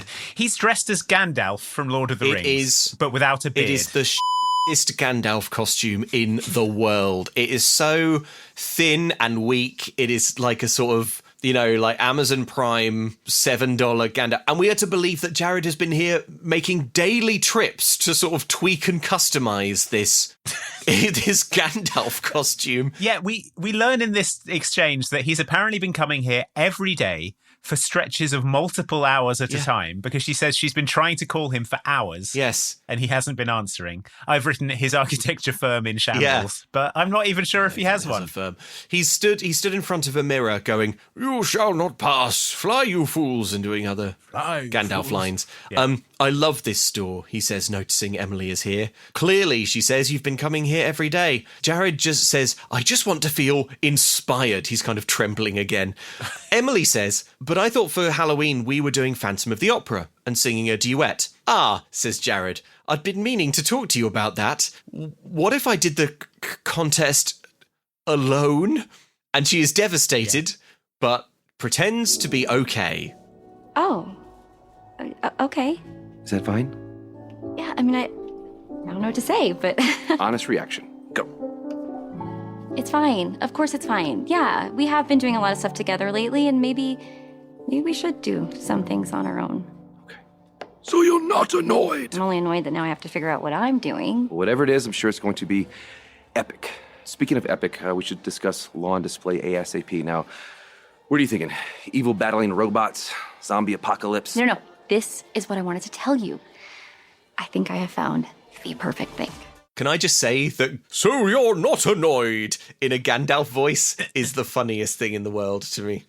And I will be introducing it to my real relationships whenever I have clearly done something wrong or upsetting, but someone doesn't want to sort of confront me about it. Just to diffuse the situation with a bit of Gandalf. So you're voice. not annoyed. So you must be wondering what the perfect thing is that Emily has thought of. They go to a cake shop. Yeah. Think about it, she says. Last Halloween with Grandma, we were Hansel and Gretel. The witch's gingerbread house. What's more Halloween than Grimm's fairy tale? Like a million things. I mean, Halloween, for example. I generally associate gingerbread houses with Christmas. I don't know about you. And I associate Grimm's fairy tales with children, like little tiny stupid babies 100 years ago. It's the perfect way to honour Grandma. I wish I could stand in the middle of the cul-de-sac with a flamethrower and just slowly and grimly rotate on the spot and torch the whole thing. Imagine how satisfying it would be to walk up to their house and just kick their gingerbread house apart with your legs. Just dressed as, like, I don't know, Satan. Freddy Krueger or a vampire. Yeah, Satan or like something. And just watch everyone sort of like try and dig holes in the ground to protect themselves. Everyone like like dying of fear like a mouse will if it gets too scared. Their heartbeat goes to 250 BPM and they die. So anyway, Jared, needless to say, immediately becomes incredibly obsessed with the idea of making a little gingerbread house on his lawn. He starts rambling about blueprints. Then he says that he believes that the walls of this house will be the perfect height for yard yelping. Jared! Yeah. Chides Emily. Jared, no! She says. Jared, I didn't think you were into yard yelping. But Jared says, you hate yard yelping. And yet, Emily, you voted to protect yard yelping in the new HOA protocol. And she says, yes, because it's a tradition and traditions are important. But I added a regulation to reduce the scare factor. What? Okay, all it says in my notes here is Jesus fucking Christ, this movie. I cannot believe that she explains the legal paperwork she has implemented to allow yard work, but to ensure there is a cap on the scare factor. Yeah. And this is all because she is so haunted by 20 years ago, a girl dressed as a scarecrow or something popped out from behind a decoration on a lawn. I mean, this has got to be 30 years ago, easily. based on the ages. But she says Ashwin Ashworth still haunts my dreams 20 years later. So I guess that actually gives us a sort of canonical age for Emily. Yeah, 23. Lacey Chabert is 43 years old. So, yeah, she got jump scared by a scarecrow when she was 23. And it ruined her life. And her grandma died. Her grandma died too. It ruined her life. They cancelled Halloween for 25 years. And now, in an astonishing act of bravery, she has had yard yelping, the act of popping out from behind something and going, ugh, legally protected. Because even though she personally finds it unbelievably traumatic, she understands that it is a tradition, but she's added a regulation to reduce the scare factor. She doesn't agree with yard yelping, but she will fight for the death to protect your right to do it. Yes, thank you. Thank you, Emily. Thank you, Emily, for being so brave. That's what America is all That's about. What Halloween is all about. Speaking of Ashlyn, the evil yard yelper, she says, doesn't she host Wake Up Utah on Channel 6? God. Yes, says Jared. Our mums are friends. Can you put me in contact with her? Maybe they could do a news story about how we're decorating our houses for Halloween this year. Oh, boy, I bet she can't wait. Hey, boss, have I got a story for you? Halloween participated in by community. by some. Halloween participated in weekly. I mean, it probably would be an interest. I would read an article that was like, this neighborhood decided that Halloween can only be so scary this year, and here's how they're enforcing it. Neighborhood of unbelievable cowards are too frightened by plastic skeletons to enjoy Halloween normally. And yet they insist on celebrating it because they're so brave. So excited and aroused, Jared then turns to someone at the bakery and he orders literally 18 pastries. He sort of reels them off. I counted them. 18 that we can hear. Yeah. Meanwhile, Emily sees a thin crap witch's hat on the sneeze guard. It's sort of like how a baby would order pastries. Yeah. I know when he's winning. Oh, my tummy hurts. I ate too many pastries. No, poor Jared. But baked goods are banned for 25 years. Baked goods for 25 years. There will be no baked pastries. Little Jared in Evergreen shouldn't have to look at a scone or a croissant. We're Evergreen Lane, not Evergreen Lane. Banned, I say. Jesus Christ. Evergreen Lane. So yeah, and Emily sees a normal witch's hat on the counter and can't believe it and sort of turns it over in her hand like a holy relic. Cut to out in the yard. We get a little montage of all the neighbours are out making their displays. It's a big problem for this film, and I have to think probably the preceding films as well, that the whole impetus and thrust of the narrative is a gigantic festive spectacular, but of course there's no money. They're making more than one of these films every week. So, everything looks awful and so cheap and low effort, and there's not even very much of it. It's all Party City sort of animatronics and stuff. It's just, but it's the same problem that the Christmas movies have, is that they think that just kind of dumping cheap, really cheap decorations, that the amount of heartwarmingness increases in a sort of linear fashion. Quantity theory. Yeah. The quantity theory of festiveness, which is the more decorations there are. It's how a robot on the moon would decorate for Christmas. It would be you are not feeling festive, but I have deployed 5,000 tinsels. Increase baubles 5,000%. Yeah, it's... Notable, though, is that there's a sort of mannequin of a wolf man, and Marnie is blow drying it, and she says, "Be careful, it can catch fire." I know, which is a Halloweentown reference to the bit where she has to steal the werewolf hair, and she has a flamethrower hairdryer from Halloweentown. Brilliant. Love it. The film is good, actually. I take it all back. We see everyone making their yard decorations. There's a big zombie hand, a werewolf, moon dangling from a tree. Yeah. Jared is pootling up and down the lane on a Halloween golf cart, sort of checking, I think. Looking at everyone. Pamela asks Jared for help standing up a big clown, but then he gets yard yelped by her daughter who's hiding behind it. Yeah. Jared looks over from the floor and he sees his mum and Ned being tender, and he starts to have some kind of episode. His vision tunnels, the audio goes sort of tinny. We can hear the girl who just yard helped him saying, "What's happening, Mum?" And then Pamela says, "I don't know, go inside." It's really funny. That's incredible. Yeah, but the sound's all going like this, like from Jared's point of view, it's like everything's deep underwater. Like he's watching his actions from afar as he goes completely ape. So yeah, he sees Ned and his mum sort of canoodling a bit. Don't do anything crazy, begs Pamela, but Jared sprints to the golf cart, drives it home, up onto his lawn, scattering decorations. He charges up to his wife, screaming her name. He's going, no, no, no, no, no, like that. Yeah. Emily doesn't know what's going on, and eventually Jared manages to confess, Ned is dating my mum. Dun, dun, dun. He looks at what she's doing and he sees that she's doing new art for another one of her baby books. She's drawn a witch and a scarecrow, inspired by that 10-year-old girl earlier who was reading at a baby level. Yeah. Her phone buzzes and she says, oh my God, the Channel 6 news is coming to Evergreen Lane. So that's exciting. Later that night, the haunted Gram picture is crooked again. Emily explains to the painting that she's writing again. It's the perfect holiday. She just wishes that Gran was here to see it. She leaves the room and the picture once again goes crooked because Grandma's spirit is angry for some reason. We cut to the day of the big pumpkin painting competition. Ashlyn Ashworth is here. She's doing her news report from in front of the cul-de-sac. Yeah. I counted 28 people in attendance. Yep, she's reporting on the fact that these 6 houses have decorations up for Halloween. Yeah. She throws to commercial. Emily comes up to her. Ashlyn can't believe that Emily is behind all of this, brackets 10 plastic skeletons. There are tables put out in the street. Most of them are empty. Also, I hope no one in the cul-de-sac has to drive anywhere today. Yeah. But like, obviously they don't. No one's going to work. No one's doing anything. No. No, it's true. They're an Animal Crossing village. Ever since you got so scared by my scarecrow prank, this entire neighbourhood turned into a ghost town on Halloween, says Ashlyn. I remember, and so does my therapist, says Emily, of this scarecrow jump scare that she experienced 20 years ago. They chat a bit more about Halloween's past, and then Ashlyn goes off to report more on the news, like how this one house has a Home Depot werewolf outside it. Then there's a very long comedy bit where all of the residents present their pumpkins to the cameras and sort of explain the thinking behind their particular designs. Ned and Belinda go last. They've painted their pumpkins like Romeo and Juliet and are very clearly horny for each other. Ned says, come eventide, these star-crossed lovers will surely light up the autumnal sky. Jared has been watching this from afar.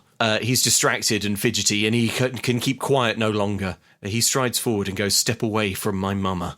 And the music goes a little bit sort of cowboyish. So everyone is watching this, and a space clears in the middle of the street. Jared's anger is barely contained, and as he asks, how long has this been going on? Emily sees that her husband is headed for a catastrophic meltdown, so says, why don't we stop the cameras rolling for a second so we can discuss this? Ashlyn nods, but then mimes, keep rolling. I will not allow you to defame the Farnsworth name with your unwelcomed advances. They are more than welcome. Thank you very much. Is that true? Truer than true north, more absolute than absolute zero.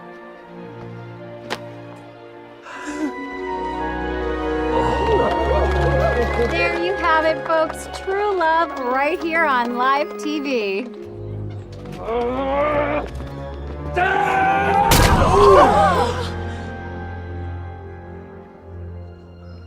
And just like that, HOA President Jared Farnsworth smashes a jack-o'-lantern of love, begging the question, should this neighborhood actually be called Evergreen Lane? So that sound you heard was Jared stoving in Ned's head. It burst like a ripe pumpkin on the sidewalk. No, it wasn't. Yeah. What was it, Andy? It was him throwing Ned's pumpkin onto the ground angrily. We cut to the news being watched. The story now is the insane grip the Homeowners Association has on its residents, which, yes, that is a better story. Apparently, Ashlyn's parents moved away because of it. Jared refused to make a statement to the news, but his actions spoke much louder than mere words ever could. We get a sort of repeated montage of the pumpkin smashing. After he smashes the pumpkin, Jared stands over the remains, sort of breathing heavily like the Hulk or like Goku powering up. It's a striking visual. Many Utahrians dream of living on Evergreen Lane, says Ashlyn, but today felt more like a nightmare on Elm Street. And then there's an inset shot of Jared, which then becomes like a photo negative with glowing red eyes. Pretty good. It's good. Watching this report are several of the families from the neighbourhood. Jared is there, cuddling a little plush ghost cushion and rocking back and forth. At the end of the report, he flings his ghost toy to the floor. and everyone cuddles him reassuringly. Ashlyn reports that after this frightening scene, probably nobody wants to come to the rest of the Halloween events. Yep. With the TV off, Jared continues to rage and rant about Ned liking his mum. There's a bit more weak HOA comedy from Emily's mum and dad about how in 91... we learned that Jared could be stripped of his presidential powers by something called the Triumvirate of Truth. It's Mary Louise, Pam and Bob. They meet at a place called Swigalicious. Yeah. Dad explains that they're time-proven protocols, emergency measures to bring balance to the bylaws. These f***ing dorks... I know. Have no interests or problems. And so they've invented this Byzantine power structure where they can all feel like they're important. It's so... it's awful. You just wish harm on them, don't you? It's impossible to watch this and not wish harm.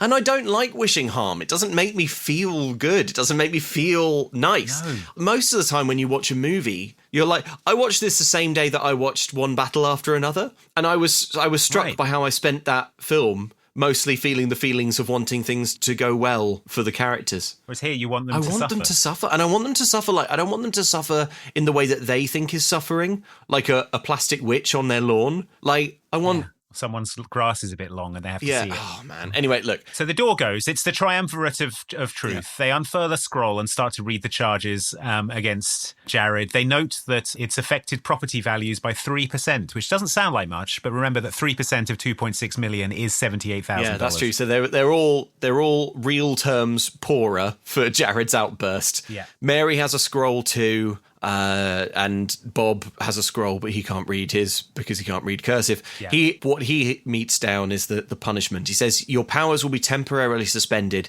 and given to Emily until you make things right. They also say that we think you need to sit down and talk to Ned, whose pumpkin you burst. Emily is concerned. She says, listen, Jared, before you go to talk to Ned to understand why he's banging your mum, maybe first you should talk to your mother. And everyone is ashamed that they didn't think of that. Jared agrees.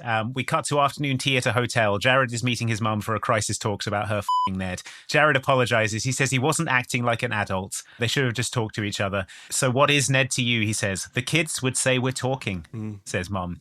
Mum, are you happy? He says, and she says, oh yes, that Ned is a real Rizzler. Also, listener, if you're wondering why Jared chose this venue to meet his mum, he says, I know you've always wanted to have tea with a daughter, but there are no rules about having it with a son. What? What, Jared? I don't think she has a daughter. So, no. I mean, why did she must have tonally through his childhood mentioned how she'd love to go to tea with a daughter, but doesn't have one. I don't have one. And Jared now, having looked into it, has realised that there are actually no laws that say a son can't have tea. Jared, having read every rule now knows that there is no... She must have told him as a kid there was a rule against it because she didn't want to do it. Mum says, your father's been gone for so long, I forgot what it felt like to be seen in that way. I love the way Ned's eyes light up when he sees me, and when he kisses me, and she starts sort of breathing heavily.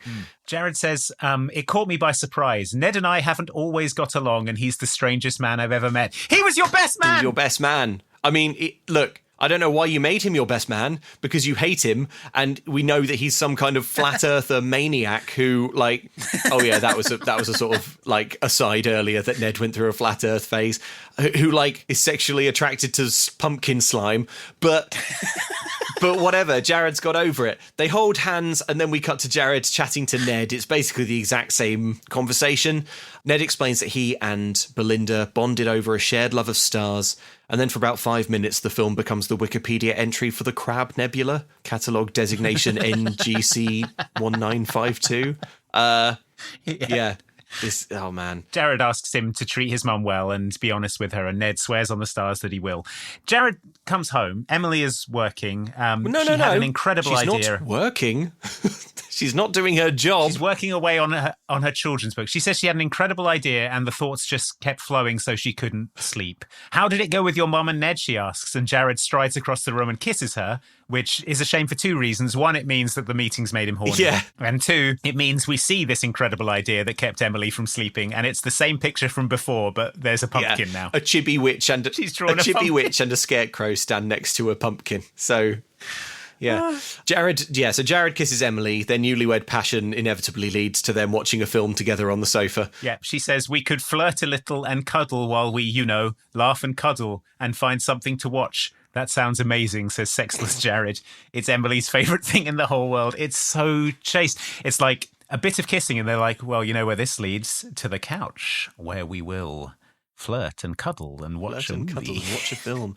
But they don't actually get that far because Emily wants to chat. She says she wants to clear the air with Ashlyn. Something that Ashlyn said on the news is bothering her. Does Ashlyn feel like her family was pushed out of the neighbourhood? Yes. Probably. 100%. Probably yes, Emily. Because what happened to Ashlyn's family was that their daughter dressed as a scarecrow on Halloween and jumped out at a girl, and then that girl was fine, and then 2 weeks later her grandma died, and then that girl was blamed for the reason that Halloween had to be banned for 25 years. That plus, like, fees, etc. Probably time to move. Anyway. Yeah, basically. We cut to the Channel 6 green room. We see Ashlyn is being made up for TV. Ashlyn has been so busy, she says that she's done 7 cameos this week. She's recorded 7 cameos this week, and those take upwards of a minute. And Ashlyn and Emily reconcile. I just wanted to apologize for when we were younger. I was the one that scared you, remember? I know, but what I really mean is after that. I know the neighbors went into overdrive trying to protect me after my grandmother passed and after the whole scarecrow thing, and I just really hope that's not the reason your family decided to move away. And after you moved, I thought you were angry at me. I really did. I thought you were mad, and I should have talked to you about it right then and there, and instead I put up this wall, and it wasn't because I didn't like you. It was actually quite the opposite. Come on, Emily. You nicknamed me Shlyn Shady. And that was totally unfair. I mean, how were you supposed to know that I was going to ask Buzz Okie to Sadie's? Everyone wanted to ask Buzz. Blue-eyed Buzz. The truth is, you were so cool and popular, and I just loved what you did with the school announcements. You never told me that. Well, I should have. They were clever and funny, and everyone loved them. And I mean, look where you are now. Secretly, I kind of always wanted to volunteer to write the copy for the teleprompter. Why didn't you say anything? I just never had the courage. And I was embarrassed about how things ended between us when you moved. I just want to say I'm sorry that I let my own insecurities come between what could have been a really cool friendship. We need Ashlyn in Studio C ASAP. So what's weird about that conversation you just heard is that the key bit where Emily says, did your family leave because you being a scary scarecrow and scaring little Emily led to a 25-year ban on Halloween? Ashlyn makes this face like she's thinking, yes, it was awful for us. Yeah, obviously. But then she doesn't say anything, and Emily steamrolls on and starts talking about, like, high school crushes and stuff. So, like, yeah, I don't know. That was weird. They haven't addressed the fact that clearly Ashlyn's family was driven from the neighbourhood. Was driven out of the neighbourhood with flaming torches and pitchforks. Yeah. The next day is the day of the Beastly Bake-Off, which is being held at Marnie and Kalabar's house. They say that they've lived many places, but only truly feel like they fit in here in this horrible neighbourhood. And Emily says, if I looked into the cauldron, I'd see a lifetime of friendship ahead for us. We see everyone's cooking efforts. Bob and Mary have made Yeti cookies. Marnie and Kalabar have made skull cookies like Yorick. Pamela is going around crapping on everyone's cookies. Yeah. I mean, not literally. She takes a massive bite of the skull cookies and throws a half-eaten one back on the plate with, like, open hostility. Great energy for this Beastly Bake-Off. Welcome to the first Beastly Bake-Off in more than 20 years, says Belinda, stood in between two complete randos who look like they might be, like, cameos of TV chefs. Possibly. I don't know who they are. They're not in the film otherwise. There's sort of judge. I don't know. Emily wins. Who would have guessed the HOA president won the Beastly Bake-Off? Yeah. Pamela face plants in horror at this revelation because she expected to win. We cut to her reviving in bed, presumably Cal and Marnie's bed. She wakes up and realises the horror of her reality when she sees Emily clutching the Beastly Bake-Off trophy, which, to be fair, kicks total ass. Okay, I don't know why, but the trophy for this neighbourhood's Beastly Bake-Off, in which Cinnamon Spider Doodles won, the trophy is a huge, strong dude tearing off his clothes. It's like it's a wolf man. He's wolfing out. It's a wolf man, is it? I thought it was like a pro wrestling trophy. Okay, cool. No, it's a wolf man wolfing out of his shirt. It's not very wolfish. The body of the Just a trophy. man. The body of the trophy has a headless skeleton on it. It kicks ass. It's an awesome trophy. Yep, love it. Beastly Bake-Off. I don't know if it's the head injury, says Pamela, but I wanted to apologise to all of you. Every year I get so obsessed with winning, I let it become my identity. But when I look around and see all your faces, I realise I've already won because I live on Evergreen Lane, where the house price is average at $2.5 million. House. And apparently have no job. I realise that I've already won the lottery 10 years ago, and I invested it in Bitcoin. Yeah. So Emily's phone goes, it seems Channel 6 wants to come out and live stream the carnival, Spooky Alley and all. Looks like we'd better haul out the Halloween, says Emily. Now, despite having just said to everyone, looks like we'd better haul out the Halloween, it seems like first, hauling out the Halloween needs to be put to a vote. To an HOA vote, yeah. Apparently, Jared's insane pumpkin rampage was great for ratings on Channel 6, and they want to come back and cover the carnival and Spooky Alley, she says, which she just said in the previous scene. This could take our fundraiser to the next level, says Marnie. I think we should do it. Also, Pamela, who just completed her arc of being a not terrible person anymore, when Marnie says it could take the fundraiser to the next level, Pamela's like, oh, she's lived here for 5 minutes. All right. Okay. But anyway, Jared does a speech to bring everyone on side. He says it's time to show everyone what Halloween means to us. I've written brackets, which is... Yeah, witches, plastic ones on the lawn. Witches? Oh, witches. Yeah, witches, brackets, plastic, brackets on the lawn. Brackets On on the lawn. We cut to Halloween prep. We see fully grown men, Bob and Kalabar Jr., bobbing for apples. It's just nuts, these children.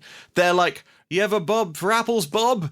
Oh, yeah. Imagine being a grown-up and seeing another grown-up and being like, hey, no one else is around. How about you and I bob for apples by ourselves? Bob for apples on our own. Guy I live next to who is 75. There's a really unpleasant underwater shot of like the two men apple bobbing. Bob keeps his hat on so it gets all wet. Yeah. Belinda is worried about something that she heard, a rumour, she says. Pamela is like, I don't know if we should lend credence to anything you say, Belinda, because you invented the conspiracy theory that originated in 2011 that states that Canadian singer Avril Lavigne died by suicide in 2003, shortly after the release of her debut album, Let It Go, and was replaced by a body double named Melissa Vandella, which is kind of a weird detail to include in your movie. Yeah, it is. Okay. So now we know that. So it's Belinda, right? So Belinda, Jared's mum. Jared's mum. Maybe you've heard that sort of conspiracy theory about Avril Lavigne. Well, guess what? Jared's mum did it. Jared's mum invented it back in 2011. Why did she do that? Why did she invent that? Did she believe it, or did she invent the lie on purpose? She says she has compelling evidence for it, and Marnie agrees. The body of the original Avril? So, yeah, in the freezer. But, okay. No HOA rules about keeping... Well, it doesn't... Avril Lavigne technically isn't dead, so it's not a crime to have her body in a freezer. HOA rules to the letter. Belinda. I would watch a film about an HOA murderer. Maybe that's been made already. Be better than this. Belinda heard from various acquaintances that someone who works out at the same gym as Ashlyn overheard her saying they're only covering the Spooky Alley for clickbait. What? Not what clickbait means. They're only covering the carnival for clickbait? So you're telling me that there's no genuine journalism behind the upcoming live stream of a cul-de-sac celebrating Halloween in a normal way? But the head of the HOA is insane and might do something bizarre and yeah, okay, filmable. So, like, if I was Ashlyn, I would be getting additional news crews down here because I'd be like, I can almost guarantee you that Jared, the disgraced president of the HOA, the boy prince of the HOA, he's almost certainly going to go 8 and hit someone, like, or drive his golf cart over a child. So you probably want to be here when that happens. You also probably want to capture it in like glittering 4K when the neighborhood closes ranks around Jared the maniac and cuddles him and reassures him and gives him little ghost cushions to cuddle. Yeah, and cancels Easter for 25 years for some reason. So it seems that the neighborhood, looking around at attendance, they say that it seems like the neighborhood took a bit of a hit from the HOA president going 8 on live TV. But we can't let this fail, Emily says. It's for charity now. And Marnie assures Emily that her and Kalabar Jr. are all in.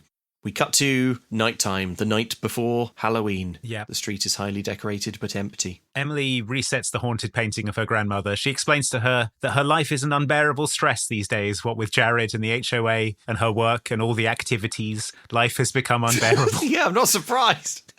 She says to her grandma that I just want to make you proud. She is proud, says Jared, emerging from a side hatch. Jump scaring out of a side Then hatch. they hug. They say they love everything about each other.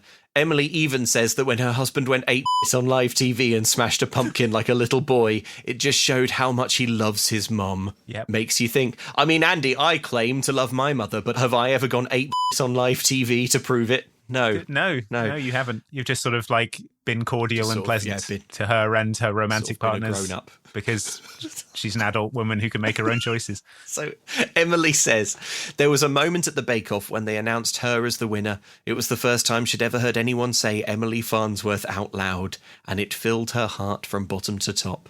I'm so proud to be married to you, she says to the man who is refusing to do a couple's Halloween costume with her because he's worried she might bring down his Gandalf cosplay.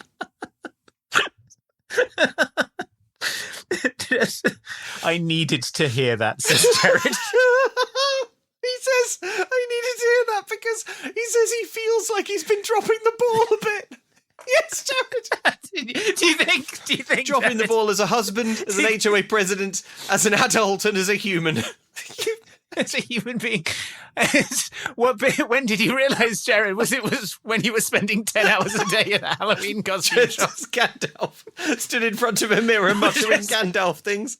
Was it when you went insane on live television? Was it when you drove a golf cart into your own lawn, knocking over everything because you saw your mum holding hands with someone? Was it when you wet yourself and fell over in terror when you saw a plastic skeleton on someone else's lawn? Was it when you booked a hotel to go to the other side of the world to celebrate a bonfire night in Sweden without telling your wife because you got too overexcited? Oh my God, this Jared! guy. So Emily is worried about the Ashlyn rumours. Jared says the neighbourhood is coming together, so who cares what she thinks? And he is also planning a little surprise for them. A little surprise? I think the little surprise is going to be Jared killing everyone. yeah. With running them all over in some sort of weaponised golf while cart. crying and wetting himself. Halloween is cancelled. Halloween is cancelled. Got to the big day. The street has been lightly decorated. There are some haystacks. There is some dry ice. Emily has applied all her creativity and free time and dressed up as a witch. She meets Ashlyn in the street. Ashlyn is dressed as Glinda the Good from Wicked. Yeah. You look cute, but what's with the headset? Says Ashlyn. Somebody's got to run the show, says Emily. She's got a little kind of Britney, Yeah, no one else has a headset. Yes, no one can hear her. Yeah, Yeah, also, it's not going to be anything. This film's going to massively run out of steam, and all of the things that you've been promised a big Halloween spectacle at the end. It's not going to happen, listener. No. With all the talk of the spooky alley throughout this film, you're imagining you'll probably get to see the spooky alley. No. It's not even clear where it is we see a lot of drone shots of the neighbourhood, and there's nowhere the spooky alley could actually be. You don't see it. You don't see anything. Marnie and Kalabar say they do it on their lawn, but then we see them performing Shakespeare on their lawn, and there isn't a spooky alley. So I don't know. I don't know what the spooky alley is supposed to be. Why make the spooky alley such a focus of the movie when there isn't a spooky alley? I can understand having to make a movie where you don't have the money and resources. I can't understand having to make this movie. But you could find yourself in a position where you have to make a movie with these resources. But then why make the whole point of why make it be building up to this sort of big Halloween bacchanal if you're not even going to show anything? I was expecting that I would get to do a gag where we could say and we finally see the spooky alley and it's blah, blah, blah. But I can't do that joke because we don't see the spooky alley. We don't see any of the things they mentioned. I think so. I think they just, in all the excitement, they forgot to make a spooky alley. I think so. So, where's your husband? Says Ashlyn to Emily, hoping that it won't be long before he goes ape on TV. He's been out running errands all morning, says Emily. He doesn't want anyone to see his costume. And Ashlyn leaves to get B-roll. I don't know why they'd need that for a live stream, but fine. Then Jared appears from off screen, so he was literally right there. Ashlyn would have been able to see him, behind her. Yeah. He's not in costume yet. Emily explains that she can't tell if Ashlyn is up to no good or not. Doesn't matter, says Jared. Look at this cul-de-sac. You're literally surrounded by loved ones. You got this. And then we get a sort of montage. We see everyone's costumes. Ned is dressed as Dracula. Pamela's brother shows up. A huge moment for the fans, I expect. Probably, yeah. He drops a huge check and then leaves and isn't in the film anymore. Ned and Belinda, they're Draculas. Pamela and her daughter are clowns. Emily's mum and dad are Napoleon and Mary Antoinette. Marnie and Cal are dressed as Shakespearean characters. Yep. Ned does a sort of vampire magic show. Marnie and Cal are performing Macbeth. And then Bob and Mary Louise are DJ Frankenstein and his Boo Thang. And they, I regret to inform you, do a rap. Now, the problem here is that what I would love, listener, is for you to be able to hear Marnie and Kalabar Jr. reciting Shakespeare on their lawn because you're a devoted listener of Mum Can't Cook. You love Halloweentown as much as we do. And you want to hear that. But it is right up against, in the runtime, a Frankenstein rap. So what are we to do? Here's the Frankenstein rap with my apologies. If you're looking at our costumes and you're feeling kind of jelly, I'll tell you a story by the Lady Mary Shelley. This tale is guaranteed to send a shiver down your spine. It's about the one and only Dr. Frankenstein. He ignored his friends at school and didn't listen to his teachers. He went around his lab just to work on his creature. It took a bolt of lightning to bring the thing to life. And then when he was done, he started working on his wife. Dr. what? Dr. Frankenstein. Doctor who? Dr. Frankenstein. Needless to say, wild applause. I regret you had to hear that, listener. Do you have any notes on the Frankenstein rap? My only note is that the actors seemed to be struggling with it. I think Bob did a much better job than Mary Louise. Sure. Fair. Generally, to me, this looked like the only sort of actually fun part of the Halloween. I can imagine being in the crowd and sort of getting into this. Yeah, if you know what? If I was there IRL, I'd be, as long as I didn't actually know Bob and Mary for the sort of millionaire maniacs they truly are. If I was coming to this out of context, I could definitely get into this and be like, oh yeah, this is kind of fun. Yeah. Everything else looks basically unbearable, but this looks all right.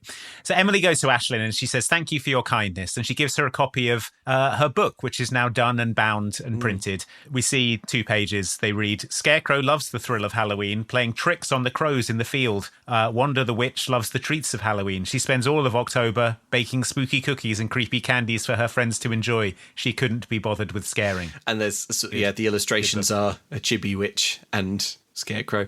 Yeah. The book is called Haul Out the Halloween, which, fine. It's not totally finished, she says, thank God, but it's about a little scarecrow who loves the tricks of Halloween and a witch who loves the treats, and they figure out they can both have a happy Halloween. Who did this, says Ashlyn, staring in disbelief at this incredible book. Oh, I did this, says Emily. Ashlyn can't believe. And they sort of reconcile and make friends. The whole season has been full of ups and downs, but it's really inspired me to get back to doing what I love, and you were a big part of that, says Emily. You've always known what you wanted, and you've gone for it. And the music's all twinkly. Yeah. You might want to find more volunteers for your ticket booth, says Ashlyn. I've been sharing on my stories, and you're about to have a lot more visitors heading your way. Can the cul-de-sac handle the swarming fandom of a woman who did 7 cameos this week? She did 7 cameos. That's probably 7 people on their way. It's time for our special guest, says Emily's dad. Nickelback on Elm Street. I love Nickelback, say Emily and Ashlyn simultaneously. And then Emily's dad says, give it up for the lead singer, Chaddy Kruger. Jared emerges from the gingerbread house dressed as Freddy Krueger, but with a guitar and a blonde wig and facial hair that is reminiscent of that of Nickelback frontman Chad Kroger. He plays one discordant chord on the guitar, then sort of wanders off. He comes out in a way that suggests he's going to do a song. And I was like, give me the Nickelback Halloween parody. This is how you remind me, brackets, of when I got in your dreams and killed you. Of Boo, I really am. Look at this photograph of me killing you with my razor hands. Yeah. So what he does is he walks out in his costume and then says to everyone, okay, so that was my costume, but actually I am doing a couple's costume with Emily. And then he takes her into his gingerbread house and they both come out in couple's costumes. He's in a sailor suit and she's like a wartime nurse. They emerged dressed as that World War II photo of the sailor and that nurse that it later emerges was assaulting. Yeah, so, I mean, I guess it's a conclusion to Jared's arc. He didn't want to do a couple's costume with his wife, and then at the end he did do one, but also did his own funny joke costume first. Did his own funny one that everyone could say, Jared, you're such a legend. That was legend. So funny. Everyone agrees that off camera, the exciting events that have been teased all movie were a huge hit and very popular with the crowds. And they've earned double what they did last of money. Year. I like this so much, I'm not going to take it off. I don't think I could take these off if I wanted to. Pamela sewed my shirt into my pants. Thanks again for making the fundraiser happen, guys. They are still counting donations, but we have already earned double what we did last year. We should get some mead! By the way, a courier dropped this off today. You were busy with your tape measure, so I told him I would give it to you. Okay, thanks. What's this? It's velvet. So This is the funniest thing I've ever seen. Okay, Andy. Andy, so genuine question. Yeah. Which of us is... I'm not sure I can say this. Okay. I don't know if I can get it all out in one. Okay. Okay, so it's a red velvet letter. Everyone crowds around. Jared opens it.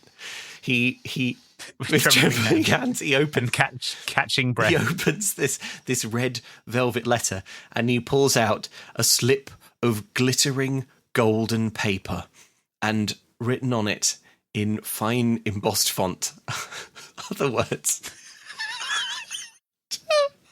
I want to try. Jared Farnsworth, you have... Jared Farnsworth, you have been accepted to... You do it, I can't.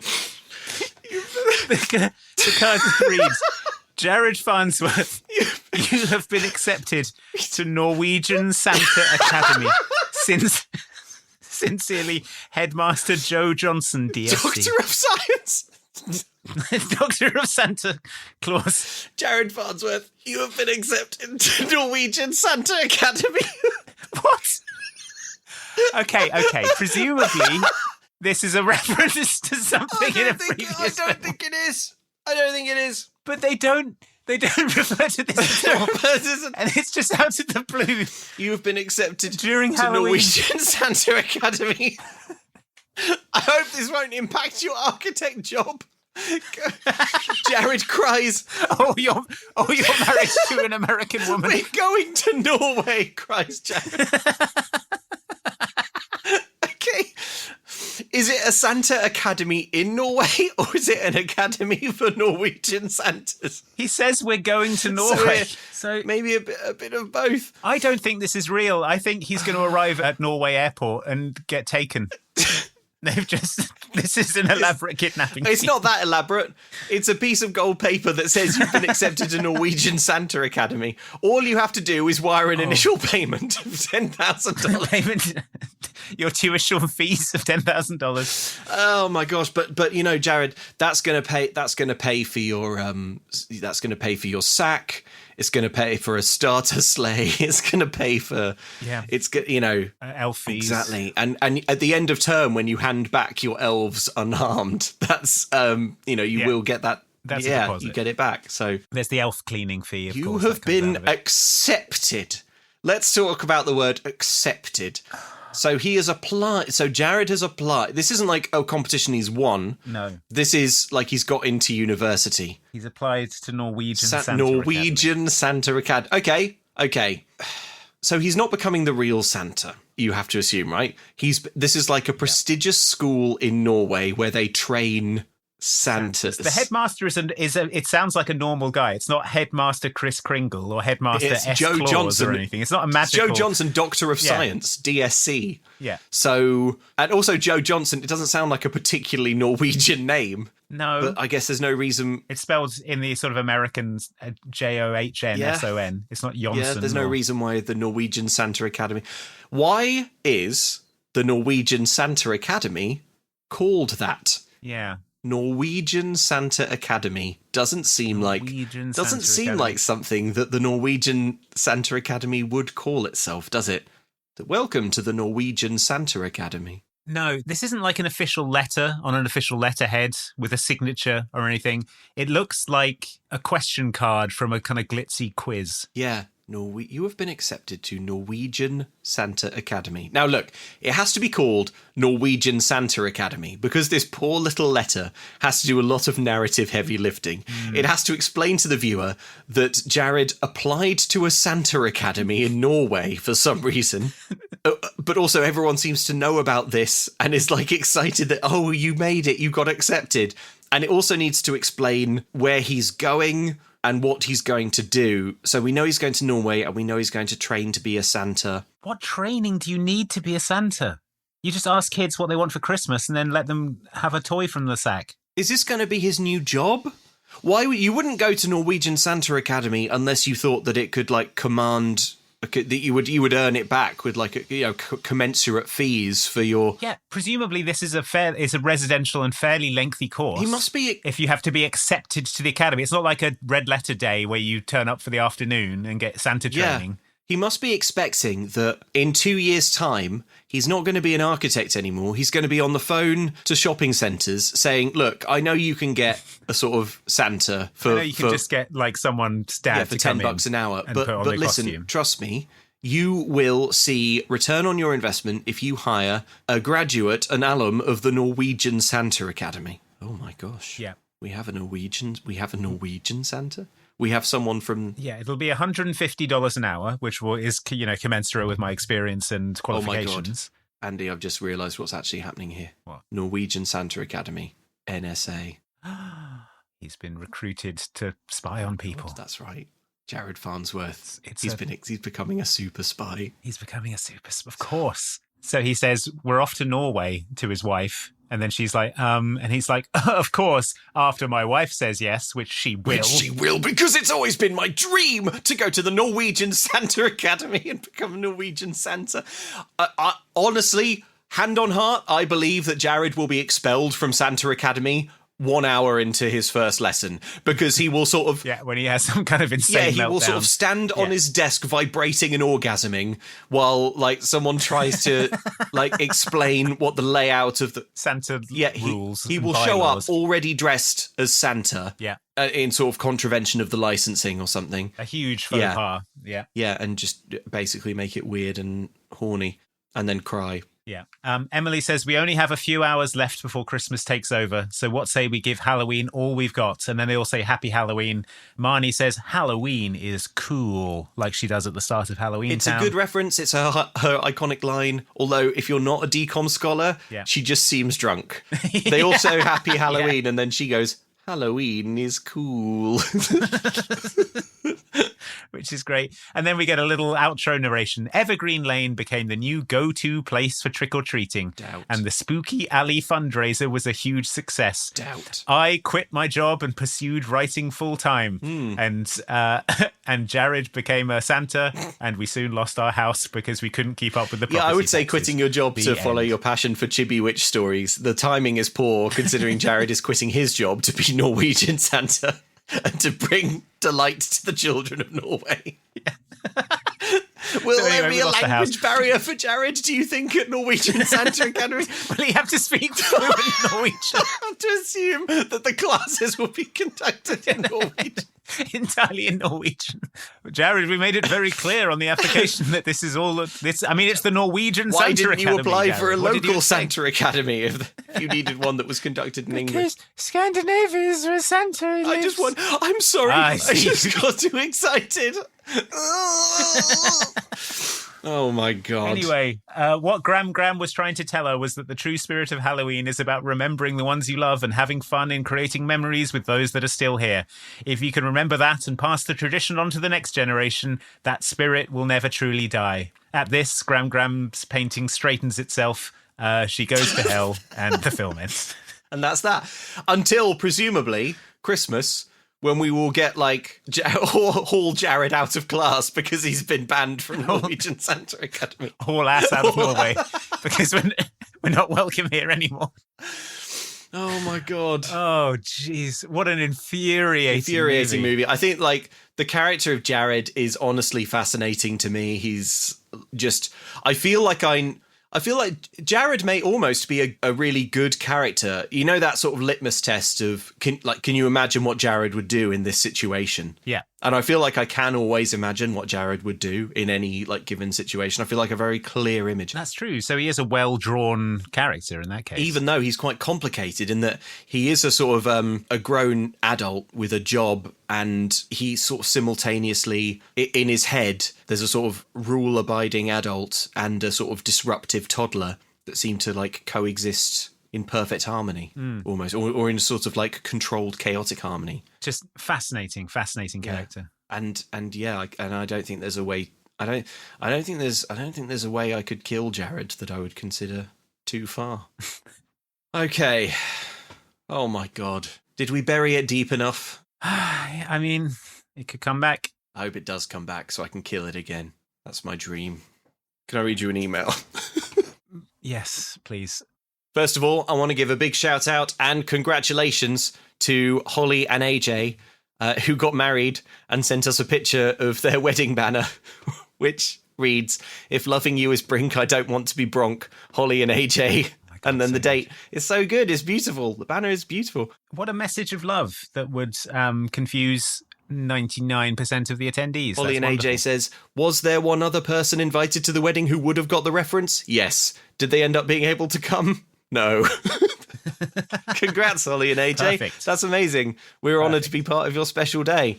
And I've got this email for you, Andy, from Beth, who writes, "Hi, Andy and Luke. The subject is chicken parade. We're still getting emails about Hatching Pete, about mascots and like float committees and stuff." It's because it's an entire subculture that we had no idea existed and is apparently enormous. Beth writes, "In reviewing Hatching Pete, you seem incredulous that a town would be all in on a chicken parade.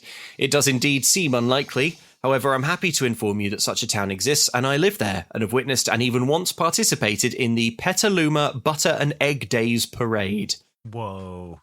Highlights include the cutest little chicken town contest, in which parents scar their 0 to 5-year-old children by dressing them in feathers to be judged on their, quote, poultry theme, completeness, originality, and how they relate to the parade theme.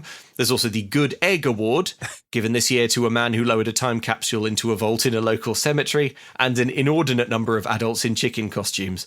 Fun fact, Petaluma claims the moniker the world's egg basket because in 1918, the inaugural parade year, Petaluma produced 450 million eggs, which was 75,000 eggs per capita. I have no information on how this compares to other prominent egg-laying regions, but it seems like a lot of eggs. I hope you can sleep better at night knowing Hatching Pete did not exaggerate a town's devotion to celebrating the humble chicken. Your devoted listener, Beth. P.S. I don't like eggs." Beth, thanks for that. There's also an attached photo of a load of adults in chicken costumes just having a hoot and a half. I have to say, that's amazing. Oh my god, that sounds incredible. So Hatching Pete, we were wrong about mascots. It actually is exactly like it is in the film, and we were wrong about a town's chicken and egg devotion. What else could we be wrong about? Do people like HOAs? Maybe. Do people like bylaws? Everything in this film is true and accurate. Do people hate a plastic skeleton on a lawn? Thank you so much, everyone who's written in with their treasure. If you want to send us something, you can do. We read all the emails. Send it to momcan'tcookpod@gmail.com. We love reading your stuff. Also, if you want more Mom Can't Cook and you can't wait a fortnight, then don't. Go to patreon.com/extra helpings and get fortnightly, on the opposite weeks, bonus podcasts exclusively for patrons, but you can get them in all your podcast apps of choice. It's super convenient. It's just like any other podcast in your feed.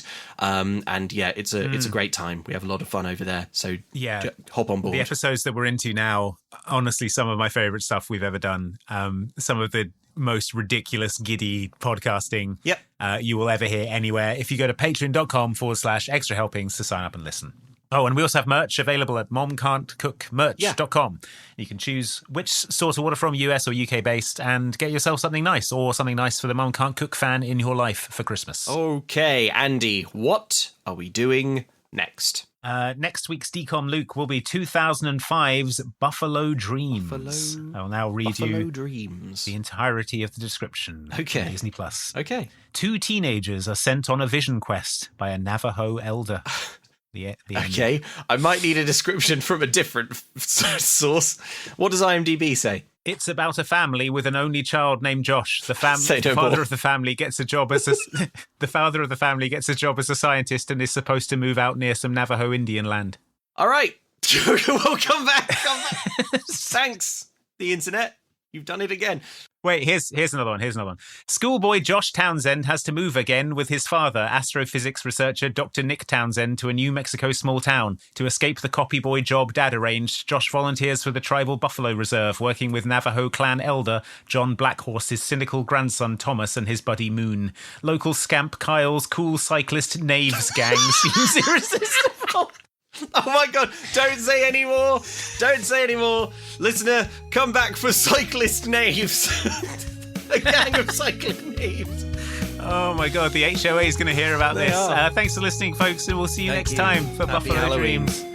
Oh my god, I am going to have to write them a citation.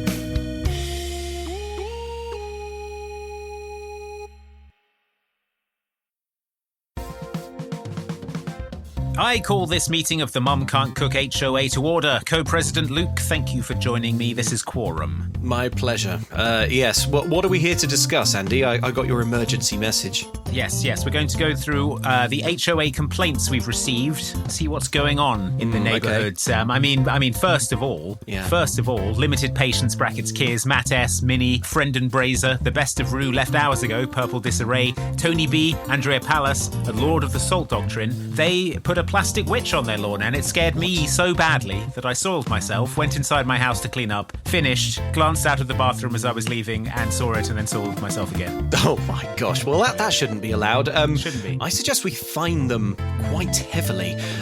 Moving on, what about Danny Ward, Ben from Finance, Quinn is Teething, Carl Clev, Mike Cavanna, Smash Savannah, Burger Boys and Girls, Snowy Owl, Jonathan 420, and Jack Fabian? I've noticed that the grouting on their house has not been refreshed in the last 6 days. Oh, you're joking. Which is, I mean, the bylaws are pretty clear.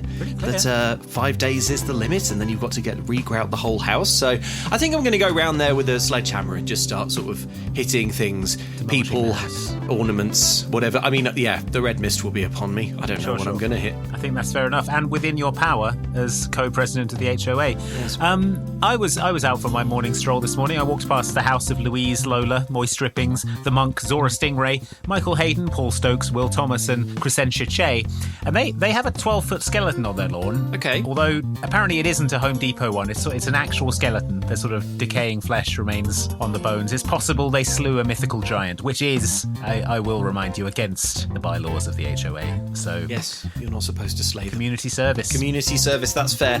Tim Craven, E.T., Will Pohoretsky, Danny Cap, Cara Dennison, Danny Bowyer, Z-Man, and Andy's parents' travelling chips salesman. I've received some very concerning reports about their lawn flamingo. It's 8% too jaunty. I'll be sending them a letter explaining that they need to sort that out, or I will be taking that lawn flamingo and ramming it where the sun don't shine. Right, around the back of Steve's house. Yeah. His garden. It is not a sun trap. Yeah. I don't know if you've seen Autumn Holloway, Tilly Everoa, Business Corgi, Jambo Number 5, Cropolio, Andrew the Osteo Gent, Keith Hall, and Seix's house recently, but their lawn display again for Halloween has been bothering me. See, I thought they were into Shakespeare, right? But actually, it's Shakespeare's contemporary Ben Jonson. So there are animatronics of Noel from Every Man in His Humour spying on his son, of course, very famous scene. Sure. And the foppish Sir Diaphanous Silkworm falling into a quarrel with the gruff soldier Captain Ironside from The Magnetic Lady. Okay. I think that's just... I don't need to see that on my morning commute. Not in my backyard. No, you shouldn't have to. You shouldn't have to. We're a Shakespeare neighbourhood here. Yeah. I think probably Molotov cocktail will settle there, Ash. Seems reasonable. Through the window. Cole Mastro, R. Book Monster, Elizabeth, Clarkey the Bearded Coach Driver, Alan St. George, Rymer Deemer, Andy Meany, and Michael Olson. It has not escaped my notice that your children fall below tolerable, adorable standards. Tolerable height. You have 1 week to improve their height, or they will be confiscated and destroyed. Well, just placed on the stretching rack. You know, we're not monsters. Yeah. No, Andy. You start making allowances, and soon the whole neighbourhood... The whole HOA... The whole just sort of goes to So, yeah, entallin those children, please, ASAP. Hurry it up. So I was out again this morning, and I noticed as I was walking past Paul Murphy 85, Chase Baker, Christoph, Michael Saul, Homemade Masks, Sarah Mattix, Now This Is Podcasting, and Paul Stevens' place. They had a sort of out front. They had a grey cube with a face on it. I think it's a Halloweentown reference. It was sort of an egg cube. Okay. It's hard to tell what it was supposed to be, really. Right. Sort of the special effects weren't really very good. Well, Halloweentown references are extremely banned. According to the HOA bylaws. We voted on it. Wait. I'm just seeing here. The vote was never passed. Oh my gosh, I guess we have to let it go. I guess the egg cube stays. Fine. The egg cube stays, I suppose. However, worse news for Ash, Jeebus Pierce Jones, John Sharplin, Carl the Jedi, Hypermole, The Profane and Maddening Colour of Real Eggs, Duchess Shane Ente, and Simon Ganzel. When you moved in, you brought round to my house a bottle of rosé to say hello. Yeah. If you'd read the bylaws properly, you'd know that only white and red wines are permitted as a sort of hello gift So, yeah, drown in your rosé. That's So what we'll be destroying your house with some sort of large bulldozer. So Kyle Bain, Clint Hannah Lopez, Richard Martin, Prince Reynard, Adam Steele, Daniel Rogers, Adam Snigg, Philip Stevens, and Morton Kanan's Tiny Pepperface. I don't know if you've noticed, if you've been past there recently, but their lawn now contains a hole that appears to be infinitely deep. Right. If you lower a microphone into it, you can hear a sort of tortured wailing. Okay. Coming from down there, so which is definitely not covered by HOA rules. No, you're only allowed to dig a hole 1 millimetre in depth. Yeah, not an infinitely deep hole to hell, to the Christian hell. Not infinitely deep. No. Just read the bylaws. There are only 8,000 of them. I'm so upset.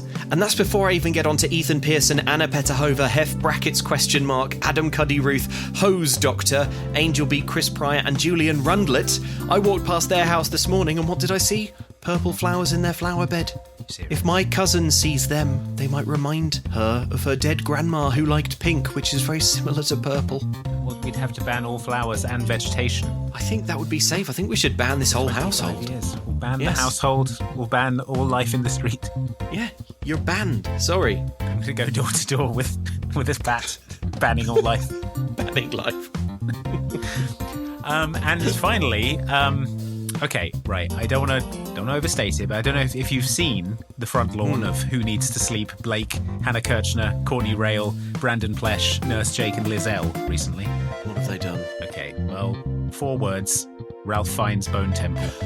Okay, right. Now, a bone temple is permitted, but not a Ralph Fiennes one. A Ralph Fiennes Bone Temple. I know. Just it's not hard, people. Read the rules. Everyone's got to leave the street, and we will be burning every single house to the ground. It's in the bylaws. Yeah. Okay. Right. Well, look. Tidy it up, folks. Sort it out. If you want to stay in the neighbourhood, these are the terms. And as for the rest of you, get a dog. Dogs are nice. Get a dog. Dogs are mandatory. Dogs are mandatory. I like a dog. Mandatory now. I like a household. Every to house have a dog. needs 10 dogs from today. That's the new dogs. rules. 10 dogs minimum.